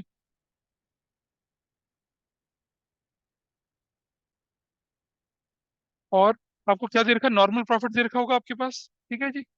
आपको क्या दे रखा होगा, या तो कैपिटल एम्प्लॉयड गिवन होगा, या क्या दे रखा होगा, वैल्यूज दे रखी होंगी। Step one, calculate average profit, दिख रहा है सामने। Step two, calculate capitalise value actual average profit. Step three, क्या निकालेंगे, कैपिटल एम्प्लॉयड निकालेंगे। कैसे निकलता है, टोटल एसेट्स माइनस लायबिलिटी, दुनिया भर के तरीके सीखे थे भी हमने, वो निकाल लिया। स्टेप नंबर चार, गुडविल कैसे निकलेगी आपकी, वो है capitalise value of actual average profit minus actual profit, minus minus actual capital, minus actual capital employed, that will be goodwill. इसका रीजन क्या बनता है मैं बताता हूँ, देखिए। और गुडविल कैसे निकलेगी, capitalised value of actual average profit minus capital employed, कौन सा वाला, एग्जिस्टिंग वाला, ये माइनस करके, ऐसा करके। तो बेटा समझना, तुमने 10 लाख रुपए लगा के 2 लाख कमाया, बाकी लोग 20 लाख लगा के 2 लाख रुपए कमा रहे हैं, तो हम औरों से कितना अच्छा है, 10 लाख रुपए ज्यादा अच्छा है, वही हमारी गुडविल है। ये तरीका करने का, ठीक है। पहले फॉर्मूला बता रहा हूँ, then I will show you how to use this. ये 4 स्टेप फॉलो कर रहे हैं। अच्छा, अगर आपकी कैपिटल एम्प्लॉयड इससे कम आ जाती है तो मतलब गुडविल है, लेकिन अगर आपकी कैपिटल एम्प्लॉयड ज्यादा आती है, इसका मतलब आप ज्यादा पैसा लगा के कम कर रहे हो, लोग कम पैसा लगा के ज्यादा कमा रहे, तो गुडविल तो होगी नहीं फिर, है ना। दिस इज व्हाट, कौन सा मेथड है ये, कैपिटलाइजेशन ऑफ एवरेज प्रॉफिट। यहाँ आ जाते हैं, यहाँ इस जगह पे देखो बेटा समझना, अगर आप सुपर प्रॉफिट के साथ ईयर परचेज मल्टीप्लाई करेंगे तो क्या कहलाएगा, सुपर प्रॉफिट मेथड, करेक्ट। क्या कहलाएगा, सुपर प्रॉफिट मेथड। लेकिन अगर आप क्या करते हैं, देखिए ध्यान से, अब मैं लिख रहा हूं क्या, capitalisation of super profit. Step number one, calculate actual average profit, everybody is fine with this. Step number two, calculate normal profit on capital employed, everybody is fine with this. Step number three, calculate super profit, everybody is fine with this. और number चार, goodwill जो होगी वो क्या हो जाएगी, super profit into 100 upon में normal rate कर दूंगा, तो क्या मेथड बन जाएगा, ये कैपिटलाइजेशन बन जाएगा। अगर super profit into years purchase करूंगा तो कौन सा मेथड है, सुपर प्रॉफिट। तीन मेथड सेम, तीन स्टेप सेम, चौथा स्टेप अगर है सुपर प्रॉफिट को अगर मैं ईयर परचेज से मल्टीप्लाई करूंगा तो कौन सा मेथड कहलाएगा, ये सुपर प्रॉफिट। लेकिन अगर मैं सुपर प्रॉफिट को 100 अपॉन में रेट कर दूं, मतलब कैपिटलाइज कर दूं, क्या कहलाएगा ये, capitalisation of super profit. Super profit is damn easy, इसको देख लेते हैं यहाँ पर, ये वाला एक्चुअल एवरेज प्रॉफिट निकाला, एवरेज प्रॉफिट की कैपिटलाइज वैल्यू निकाली, एक्चुअल कैपिटल एम्प्लॉयड निकाल के कंपेयर करा, डिफरेंस इज गुडविल। तो गुडविल के सारे मेथड आपके साथ हो गए। अब हम क्वेश्चन की प्रैक्टिस करते हैं, सिंपल, लॉजिकली देख के चलेंगे, कुछ रटने की जरूरत नहीं, दैट्स सो सिंपल। कैपिटलाइजेशन में तो और ज्यादा आसान है, एवरेज निकाला, कैपिटलाइज, कैपिटलाइज को रेट अपॉन 100 नहीं करना बेटा, 100 अपॉन में रेट करना, रीजन बताया था मैंने भी आपको, कि आपके प्रॉफिट के हिसाब से आपकी कैपिटल निकाली जा रही है, फिर आपकी एक्चुअल एक्चुअल कैपिटल से कंपेयर कर रहे हैं, and you got your goodwill. यहाँ क्या कर रहे हैं, पहले तीन स्टेप सेम है, चौथे स्टेप में अगर बोले तो सुपर प्रॉफिट, अगर हम उसको ईयर परचेज से मल्टीप्लाई करेंगे तो क्या हो जाएगा, सुपर प्रॉफिट मेथड। लेकिन यहाँ पहुंचने के बाद सुपर प्रॉफिट को किससे मल्टीप्लाई करें, कैपिटलाइज कर दें, 100 अपॉन में नॉर्मल रेट कर दें, तो यू विल गेट व्हाट, आपका आपका कैपिटलाइजेशन ऑफ सुपर प्रॉफिट आ जाएगा, ठीक है। चलिए, अभी है थोड़ा सा टाइम, 12 बजे तक तो मैं कर रहा हूँ इसको, उसके बाद आप लोग मेरे साथ प्रैक्टिस कर लेंगे। अरे वो 12 चले जाएगा ना, इसीलिए मैंने फॉर्मूले सिखा दी, उसके बाद हम प्रैक्टिस करेंगे, बुक दिखाओ, कोई बात नहीं, थोड़ा सा, लेकिन अंडरस्टैंड, बम चिक बम और थक गए तुम, कोई बात नहीं। अब जरा एक काम करिए मेरे सामने,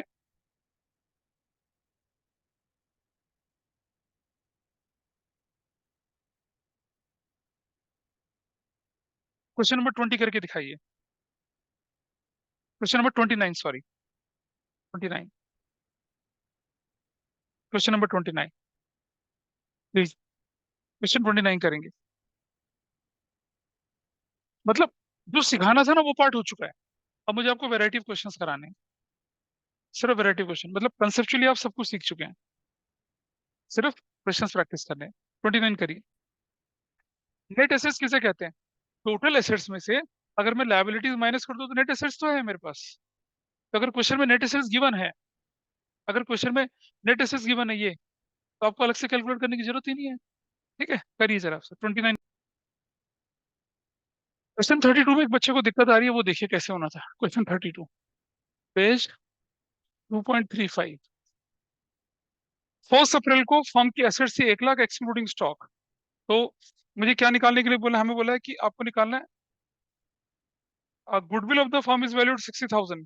अच्छा सुनो भाई, आप मुझे बताइए गुडविल किसके बराबर होती है? सुपर प्रॉफिट इनटू क्या बोल रहा है ये, ईयर परचेज, हाँ इनटू ईयर्स परचेज। हमें नोन से अननोन की तरफ जाना है, ठीक है, यही तो होता है। अब बताइए गुडविल कितनी गिवन है क्वेश्चन में आपके पास? 60,000। ठीक है, सुपर प्रॉफिट हमें पता नहीं है, ईयर परचेज हमारे पास 4 है। ठीक है जी, सब 32 देख लेंगे, मार्क तुम भी देख लो बेटा 32 को, 32 को इंपॉर्टेंट लगाना, एग्जाम ऐसे क्वेश्चन आने के चांस बनेगा तुम्हारा। Now what is super profit, बताइए जरा। That will be what, 60,000 divided by 4, क्या निकल आएगा? 15,000। 15,000 निकल आएगा। और आप जानते हैं कि super profit is equal to what, actual average profit minus normal profit. ठीक है जी। और आपके क्वेश्चन में क्या दे रखा है? हाँ, नॉर्मल प्रॉफिट जो निकलेगा वो कैसे निकलेगा? कैपिटल एम्प्लॉयड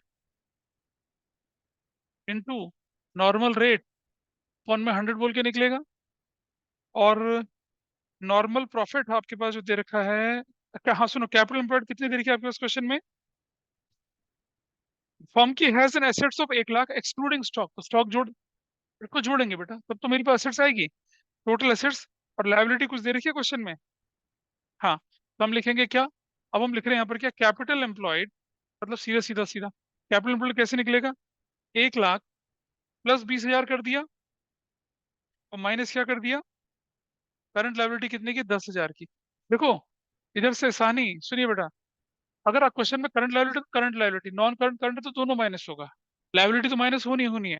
इनटू कितना करेंगे, व्हाट इज नॉर्मल रेट, देखा, 8/100। So what is this value, ये 1,10,000 इंटू 8/100 विच इज 88,000। क्या निकला है ये आपके पास? क्या निकला है ये? सॉरी, 8,800 क्या निकला? क्या निकला आपके पास? नॉर्मल नॉर्मल प्रॉफिट निकला, नॉर्मल प्रॉफिट निकला है। अब इसको देखते हैं अब यहाँ पर, सुपर प्रॉफिट कितना आपके पास क्वेश्चन में? 15,000। ठीक है, is equal to actual average profit हमें नहीं पता, एक्चुअल एवरेज प्रॉफिट हमें नहीं पता, माइनस नॉर्मल प्रॉफिट हमें 8,800 माइनस, गॉट इट, कर सकते हैं। इसको इधर ले आएंगे तो क्या हो जाएगा, actual average profit is equal to कितना हो जाएगा, 15,000 प्लस 8,800, कितना हो जाएगा? 23,800। दैट्स योर आंसर, निकल गया। This is 23। नोन से अननोन की तरफ चले गए। This is 32। 31 शायद आपने कर लिया होगा। और अब मैंने आपको कौन सा क्वेश्चन दिया, 36। 36 करिए इसको, ये लीजिए। हाँ ठीक है, ये वाला, इसको जरूर से रिवाइज करना, इसमें इंपॉर्टेंट लगा देना क्वेश्चन पे। पहले इलस्ट्रेशन को प्रैक्टिस करना आप इसकी, ठीक है, उसके बाद फिर एक्सरसाइज के क्वेश्चन निपटाना, तो ये चीजें आराम से हो जाएंगी। मैं फिर रिकॉर्डिंग को बंद कर रहा हूँ, ठीक है। That's all for